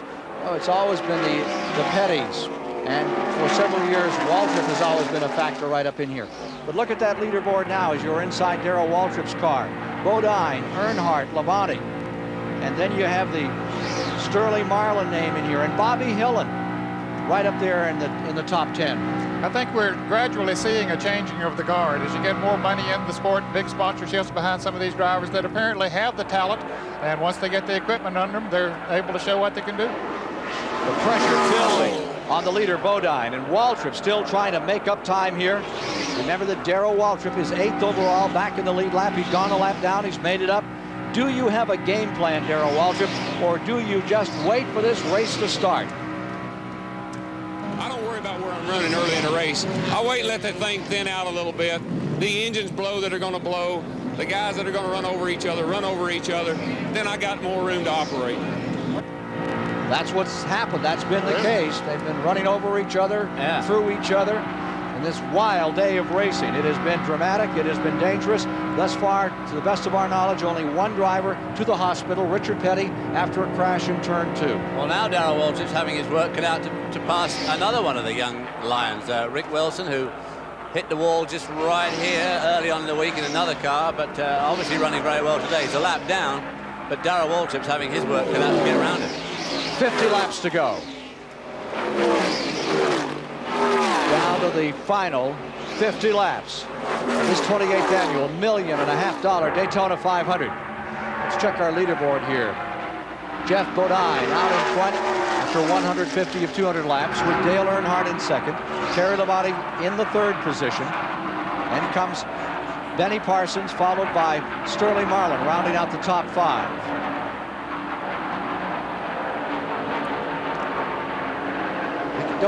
I wonder here if Earnhardt is not willing to just ride for a while. Evidently, according to the report that he gave Chris Economac, that Richard Childers, who owns that car, said that they had to put the binders on him a little bit to slow him down. He moved out front. It looked like he did it with ease, but then when Jeff Bodine went back in front, it looked like he did it with ease. They're able to pull away from the rest of the field, although I think Terry Labonte and Benny Parsons are certainly holding their own at this point, maybe even closing in a little bit, but who knows whether either of them have anything left. Mike Joy is in Terry Labonte's pit. Well, let's find out, Ned. Steve Terry ran around the middle of the pack early in the race, and now it looks like he's coming to the front. Can he get there? We sure hope so, Mike.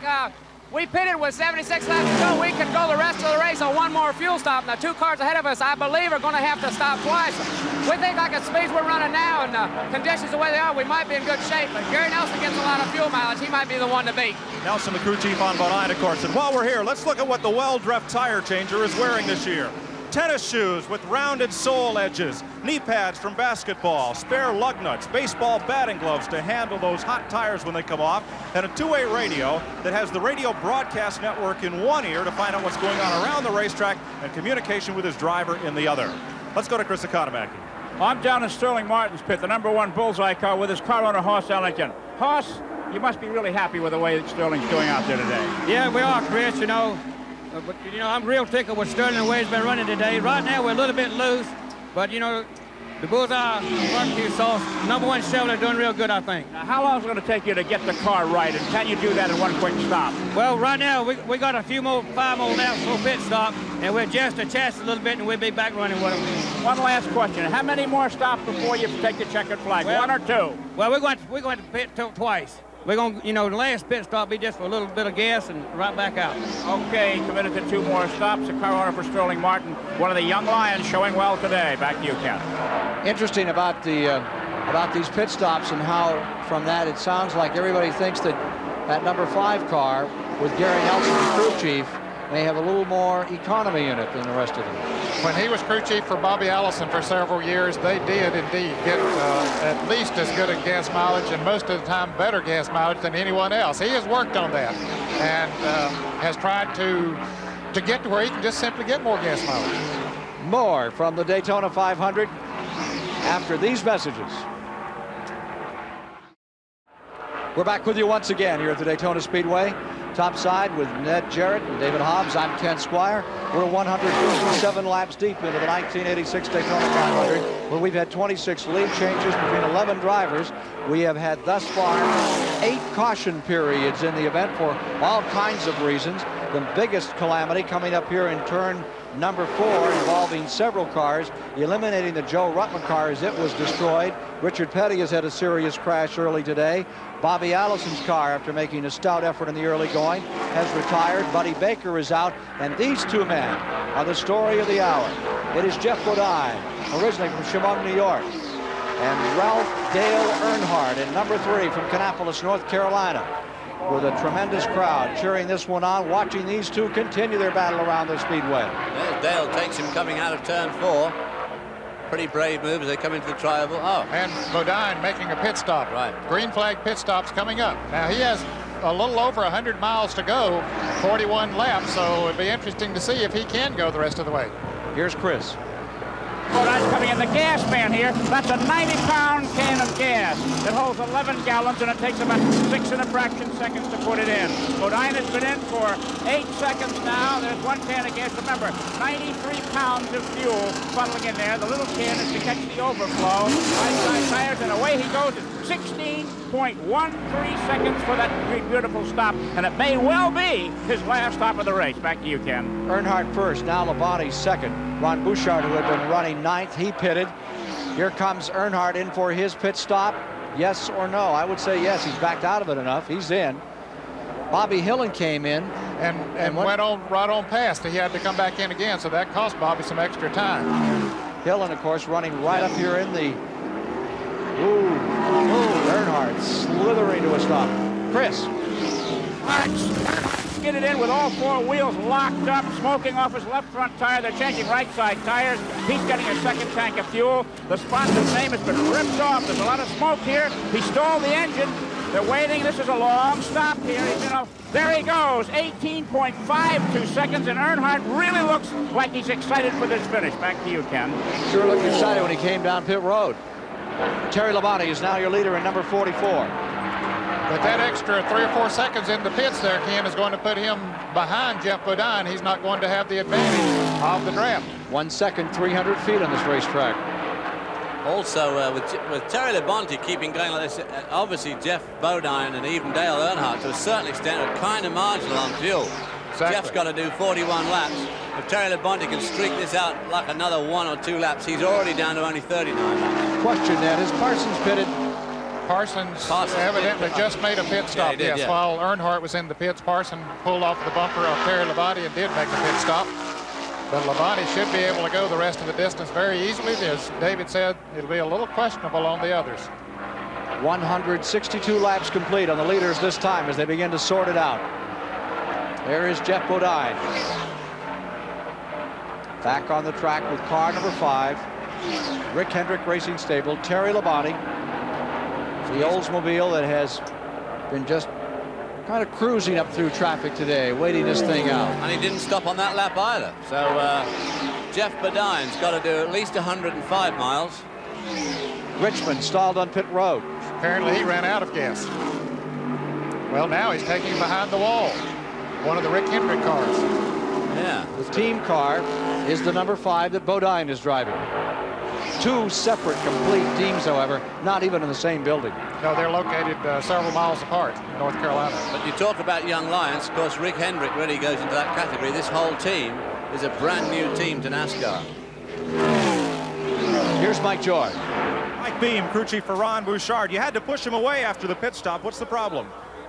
The throttle's stuck about 3/4 open, and he had to kill the motor, and whenever he started to take off and downly, the alternator had charged and the battery was dead, so we had to get him going again. And once he's going, he's running about 46.20. Do you think that's a speed capable of getting back to the front?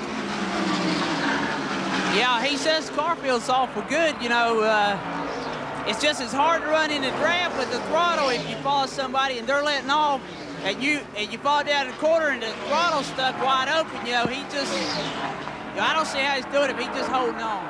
If they look a little tired, Ken, it's because they were here at 5:30 this morning trying to cure a bad vibration of the car. They think they've got it solved. Let's go down pit road. Okay, I'm with Richard Childress. The last pit stop for fuel has been made. You said earlier you were holding Dale back. Are you turning him loose now? Well, we're going to try to. I was hoping not to break that draft, but the way it happened, we had to stay here to get the car completely full, so we had a little slower stop than we really wanted to have. Well, is the car any better than it was before it came in? Yeah, the car's handling good. It's just that, you know, we had to make sure we got the car plumb full of fuel that time to go all the way. Okie doke, there you have it from Dale Earnhardt's car owner, and Jeff Bodine said they're all through fueling the car, so the pit crews have done their work. The men in the wheel have to do it now. Well, right now, Dale Earnhardt trails Jeff Bodine by almost 4.5 seconds. And here comes the leader, Terry Labonte, down pit road for what should be his final pit stop. Boy, I'll say he's managed to squeeze another 5 laps more out of that run than the other 2. Here's Mike Joy. Gas mileage was one question of this event. Evidently, Labonte's Oldsmobile team have found that slope back window gives them a little more fuel mileage than some of the other teams. Steve Emil's the crew chief. He's changing the right side tire. They're looking at the tread wear on the left as the second 11-gallon can of gasoline goes in. The grill's been cleaned, the windshield's being wiped, just waiting for fuel, and that drop of the jack signifies Labonte to take off. 17.5, fair pit stop. Not bad. They have to get under 15 seconds to really be a good pit stop. Someone else who's getting good gas mileage again is Darrell Waltrip. He now has taken the lead. He has not made a pit stop, so he and Labonte can definitely go the rest of the distance. Here's Benny Parsons, either coming down pit road, coming back down pit road, or we missed him on that other stop. Richard Petty, they're reporting a dislocated shoulder on the 7-time winner of this event. He's being treated at the Halifax Hospital and will be released tonight. Well, that's good news that it will be out of the hospital. Here comes Waltrip down pit road as Benny Parsons goes out after getting 2 right side tires and a tank of fuel. So as Waltrip pits, the leader again becomes Jeff Bodine with Dale Earnhardt in second. You're inside Waltrip's car as it's serviced. And I think Dale Earnhardt is just whittling away at the lead of Jeff Bodine. It's going to be pretty nip and tuck. We've got a watch on it up here, and we'll try and keep you informed, but I think he's catching him up slowly but surely. Bill Elliott into the pits again. Bill Elliott 1 lap down in car number 9. There's your leader. Bodine is back in first with Earnhardt second. Here's Mike Joy. Well, they may have run out of gas in the Bill Elliott car. Ernie is squirting ether into the carburetor. It was not running when it came in. It just blurted out. Now it's running. They've got gas in it, and Elliott, with 2 right side tires, gets pushed away back into the fray. There's the leader. Jeff Bodine. Father owned a little track up in Chemung, New York. Jeff started out on go-karts. Dale Earnhardt is rapidly closing on Jeff Bodine. He was 4.5 seconds behind. He's cut it down now to 2.6 seconds. Jeff Bodine made a pit stop 1 lap before Earnhardt did. He's having to run out there by himself, not getting the advantage of the draft, which normally will save some fuel. Of course, Earnhardt's in the same position, but Bodine having to run very hard now, and he's burning up a lot of fuel. There you see the interval. Here's a report from Chris Economac. And I'm here with Gary Nelson. Gary, Earnhardt is pulling you guys a third of a second a lap. Is there something wrong? We're running as hard as we can. We got the stagger a little bit off. We're on the loose side. Well, it's going to be a close finish. It's about 3/100ths a lap. Well, it's getting a little less than that even now. Earnhardt's tough.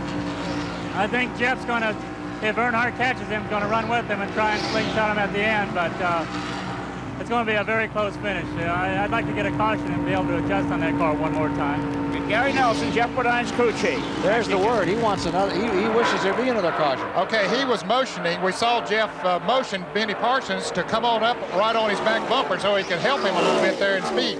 Parsons pulling up. It could be the answer to Jeff Bodine's prayer to have Benny Parsons right there. But if Benny Parsons hangs back like that, it won't be helping him much. So Jeff Bodine is trying to set it up as we get down to 169 laps complete to win it. But Dale Earnhardt will be there to try and take it away.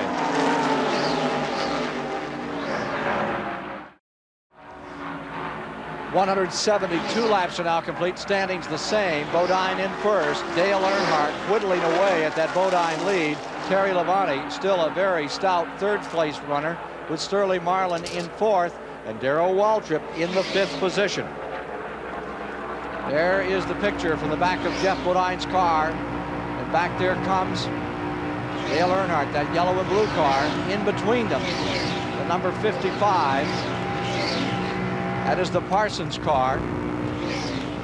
And now Buddy Arrington between them as Bodine just put a lap on him. It was 4.5 seconds just a few laps ago between first and second, then down to 3 seconds. Further back in the field, they're reporting Parsons as a lap down. As they have it, they would have Richmond now in 6th, Parsons in 7th, in 8th Elliott, and in 9th Bouchard, with the 10th spot Rick Wilson, 11th Lake Speed, 12th Jody Ridley, and the 13th position Ricky Rudd, 14th Arrington. Earnhardt really eating up that gap now between the two. Earnhardt closing all the time on Bodine. That car is strong. Incredibly strong. Look at Earnhardt closing. Yellow and blue car, Dale Earnhardt. His dad, a racer from another period, died at 44 years of age while working on a race car, getting it ready for an event. Ralph Earnhardt teamed up with Petty. Didn't he run with you at one time? Dale Earnhardt? Ralph Earnhardt. Oh, Ralph Earnhardt, yes. He was one of the strongest competitors I ever had. Ken, let's update the situation on Tim Richmond. He had gone behind the wall for a short period of time, and he is back out in the running now, but he's several laps down. That 6th position car is the Wallace car. If I said Richmond, that's incorrect. It is Wallace, who's the team that Richmond drove for a year ago. Car number 27. So we're down to it. 25 laps remain this afternoon to decide the Daytona 500. Richest stop in stock car racing here at the beach.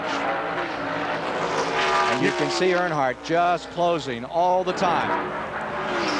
You can win the Daytona 500, Ken, and you can have a season pretty well made because of the glory, the money, and all the prestige that goes along with it. If you don't do anything else the rest of the year, you're going to be remembered all year long for winning this sticker. A lap on Phil Parsons, brother of Benny Parsons.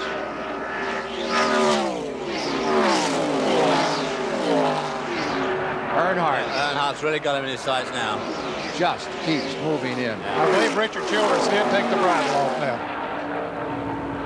Well, I'm sure that Jeff Bodine's driving as fast as he possibly can there, and if he's pulling him in like that, it doesn't say much of his chances when it comes down to a knockdown, drag-out, shootout for the flag. Of course, Gary Nelson, the crew chief on Bodine's car, feels that Jeff will be able to run with him once he gets up there. And of course, if he picks up the draft, well, I wonder, Ned, if Earnhardt will be willing to go by him, or if he'll sit in his rear bumper. Be interesting to see. Just perch back there and wait for that last lap. I believe he'll blow him off and then see if he can pull away. Since he's come up on him so rapidly, he say, hey, I might be able to pull away from him. Yeah.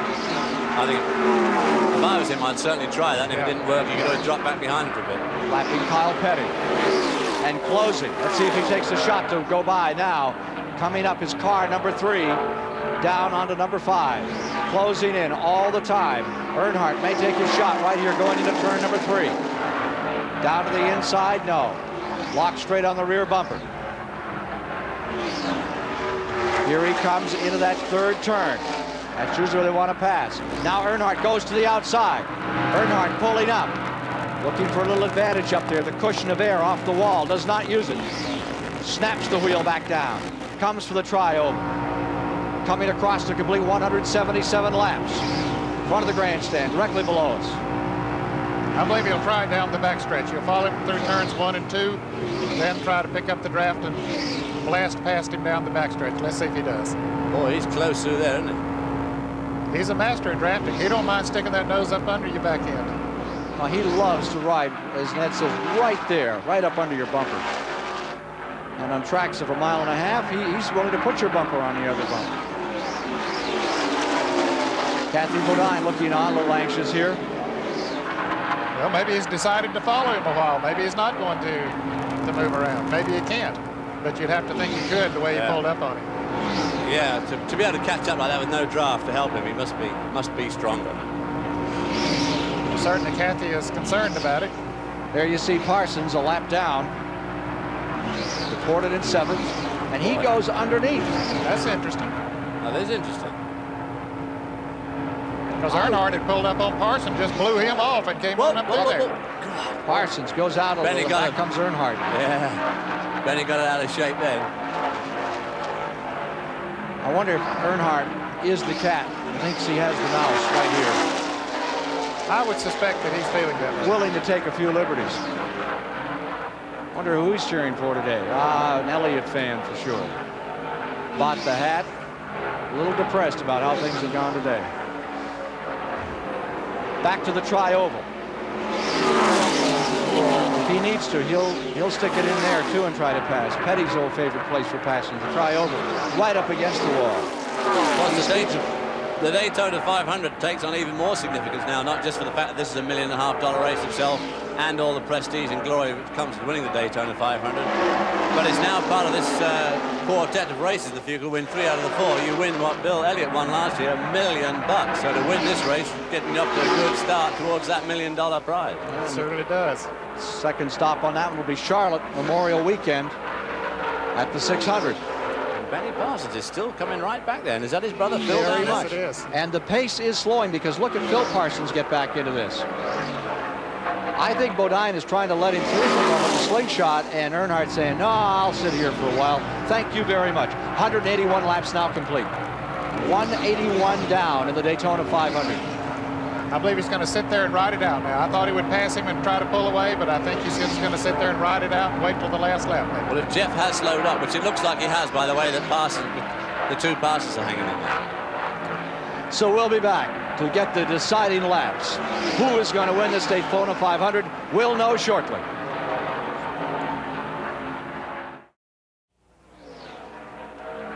You're with us live here at the Daytona International Speedway. This 2.5-mile Wheel of Fortune that had 42 numbers on it when we began this 500-mile race.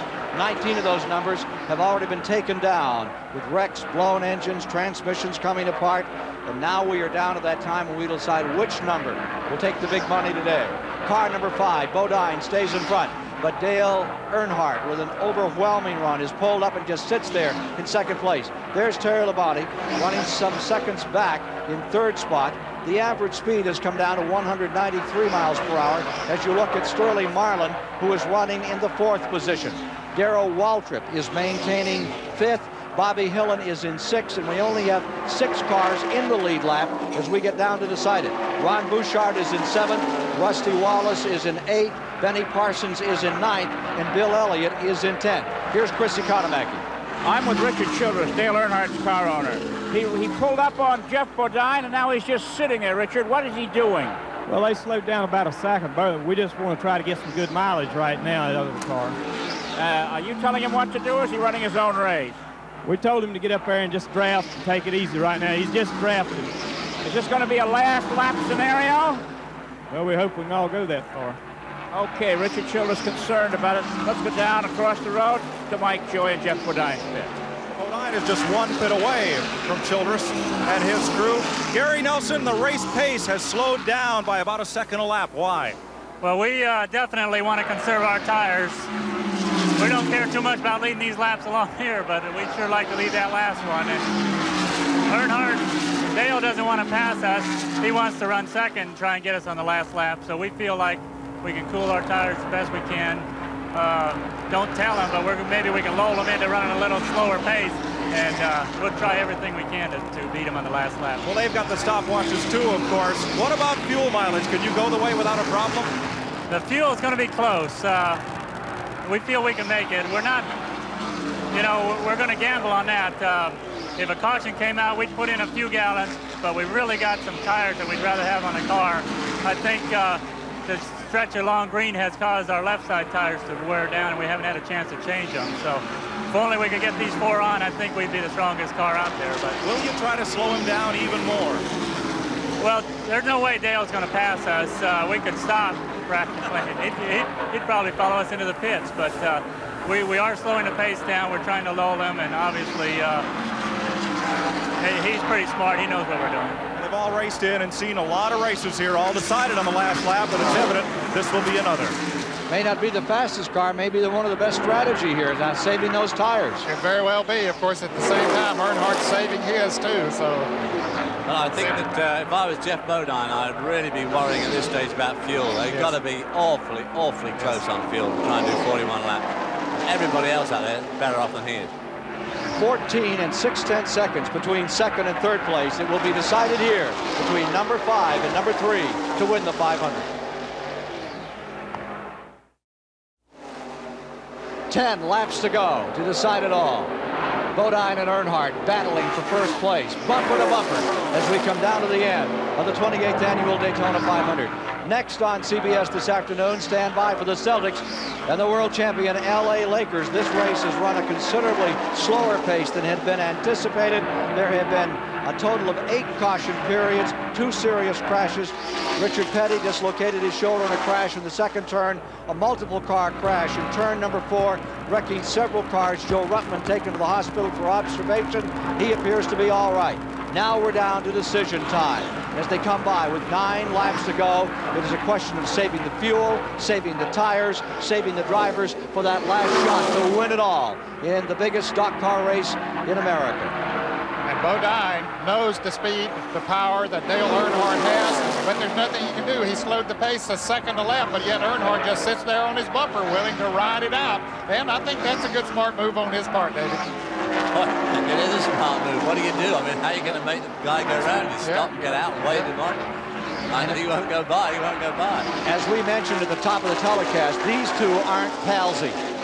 Not palsy at all. They have beaten and flammed on each other a whole lot. And if it gets down to decision time, Bodine, it'd be interesting to see how much that racetrack he's willing to use up. You know, we could have a finish like 1979 and this race be given to Terry Labonte back in third. Well, their latest altercation was yesterday at the Sportsman 300 race. That's right. They banged together. Sideways right here at 190 miles an hour to the trial. And Earnhardt came out the winner on that one.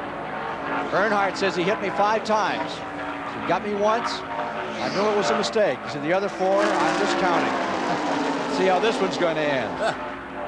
They're running at about the pace that the 300-miler was run at yesterday. That 300, what used to be called sportsman cars, now called Grand National cars, about the pace they ran.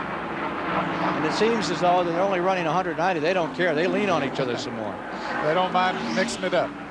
Well, of course, the other thing that can play a part in a race like this is, you know, lady luck again. If you come down to the line or come to you and you just happen to run into some back markers, some slower traffic, can really throw all your plans completely out. 8 laps remaining. Earnhardt won the Clash last Sunday here on CBS, won the 125-mile qualifier, won that race yesterday, that 300-miler. He's on a roll.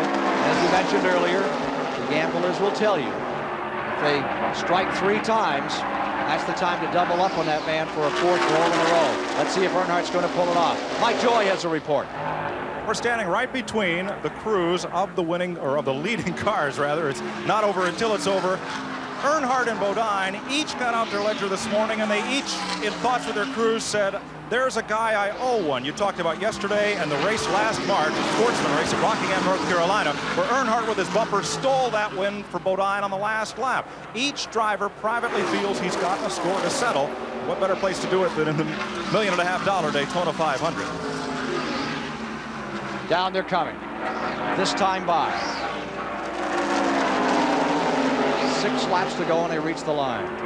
Ken, let's reconfirm the situation. We just got it from one of the track officials here that Richard Petty, they have got his shoulder back in place and he will be released from the hospital this afternoon. That's good news. It was a hard hit, as you saw here earlier. The crowd is on their feet, getting ready for the finish here this afternoon. $1.5 million at stake. Bodine and Earnhardt both seeking to win this thing for the first time. There won't be a dry eye in the house. 5 laps to go. That's not a view you want to see in your rear view mirror, is it, with 5 laps to go? Dale Earnhardt humming along just right behind you there. Earnhardt pulls up on that outside. Judge Bodine wants him to go past in the worst possible way. Yeah, he's aggravating Bodine there now. Oh, God, yeah. He'll be slowing down. There's Tim Richmond, just passing Tim Richmond. You know, some years ago, David Pearson was leading the race here. Richard Petty was running second, and Pearson threw his hand up as if something was wrong with his car, pulled down to the inside. Petty zipped past him. Pearson picked back up the draft and won the race. Happened right here in turn number 1. And Petty was pretty angry at the time. He said, you know, I could have run into him and taken us both out. And David said, I knew with Pearson behind me, he'd never touch me. 4 laps to go to decide it today. Bodine is in first. What do you think, Ned? It's looked like Earnhardt's game to play here for him to shoot his shot. He's in the position, no question about it. We've seen Cale Yarborough do it so many times. Now they're saying Earnhardt may have to come in for gas. Well, here comes Benny Parsons. They slowed down so much that Benny, well, not that Benny isn't running that well, but, you know, they're holding him up now. The leaders are. I wouldn't want a lap car in there. There's Earnhardt's crew standing out ready to come in. And Earnhardt is coming in. Absolutely out of gas. Earnhardt is coming in. The question is, can Bodine go the distance? Does Gary Nelson know enough about fuel economy to make it work? Let's go to Chris Economack. This is going to cost Dale Earnhardt the race. He's overshot his pit. They have to pull the car back in order to meet the rules. He just needs a couple of quarts. He's gone on his way, and it looks like Mr. Bodine is going to be the beneficiary. Mike Joy, take it. Gary Nelson talking to his driver right now as the laps wind down. We'll wait till he gets off the microphone here. Jubilation a moment ago in the Rick Hendrick Motorsports pit. Something's wrong on that car as it came out of the pits. Something is amiss on Earnhardt's car. He has struggled so long, so hard. He blowed her up. It could have been the haste coming out of the pits. Dropped the clutch and broke something, I'm sure. 198 complete. Jeff Bodine out in front. Ken, I know that feeling. In 1963, I was leading the race here, ran out of gas, had to come in and get some, but I did wind up in 3rd place. Quickly to Mike Joy. Gary Nelson, 2 laps ago. Can you run the distance? We're not stopping. If it runs out, we'll coast. They'll roll the dice, Ken. Well, Jeff Bodine stopped 1 lap earlier than Dale Earnhardt. If Dale Earnhardt ran out of fuel, it puts, oh God, I'm in front of Jeff Bodine. We'll stay right here with Bodine. Now, this race is run over. If we're not able to get an immediate interview with him, we will give it to you at halftime of the NBA game of the Celtics and the Lakers today. Coming down, white flag is out. Jeff Bodine into his final lap. Just praying, and we listen now as that car goes into turn number 1 for a burnt anything from that motor that might spell disaster for Bodine. Remember, lurking 13 seconds back now, Terry Labonte. From the in-car camera, you may see Jeff Bodine win the Daytona 500. You may be riding with him. He's in the back straightaway. What a sensation, Ned. That's his fuel gauge. His fuel gauge is the one on the right. See that little gauge that's flickering on the right-hand side of the dashboard and the F under it? I'm sure that's probably his fuel gauge, pressure gauge, which at the moment doesn't seem to see it flickering there. It is definitely flickering when it goes into the turn. And it goes into the turn. He's getting mighty close. See the needle's going down now. You're riding down for the finish. Checkered flag is out, and you are with Jeff Bodine as he wins the 1986 Daytona 500. Bodine has done it CBS camera on board. The Rick Hendrick Racing Stable out of Charlotte, North Carolina. Jeff Bodine from Chemung, New York has won the Daytona 500 at halftime of the NBA game. We'll be back with you to interview Jeff Bodine today. For Ned Jarrett, David Hobbs, Mike Joy, and Chris Economaki, I'm Ken Squire saying so long from the Daytona International Speedway.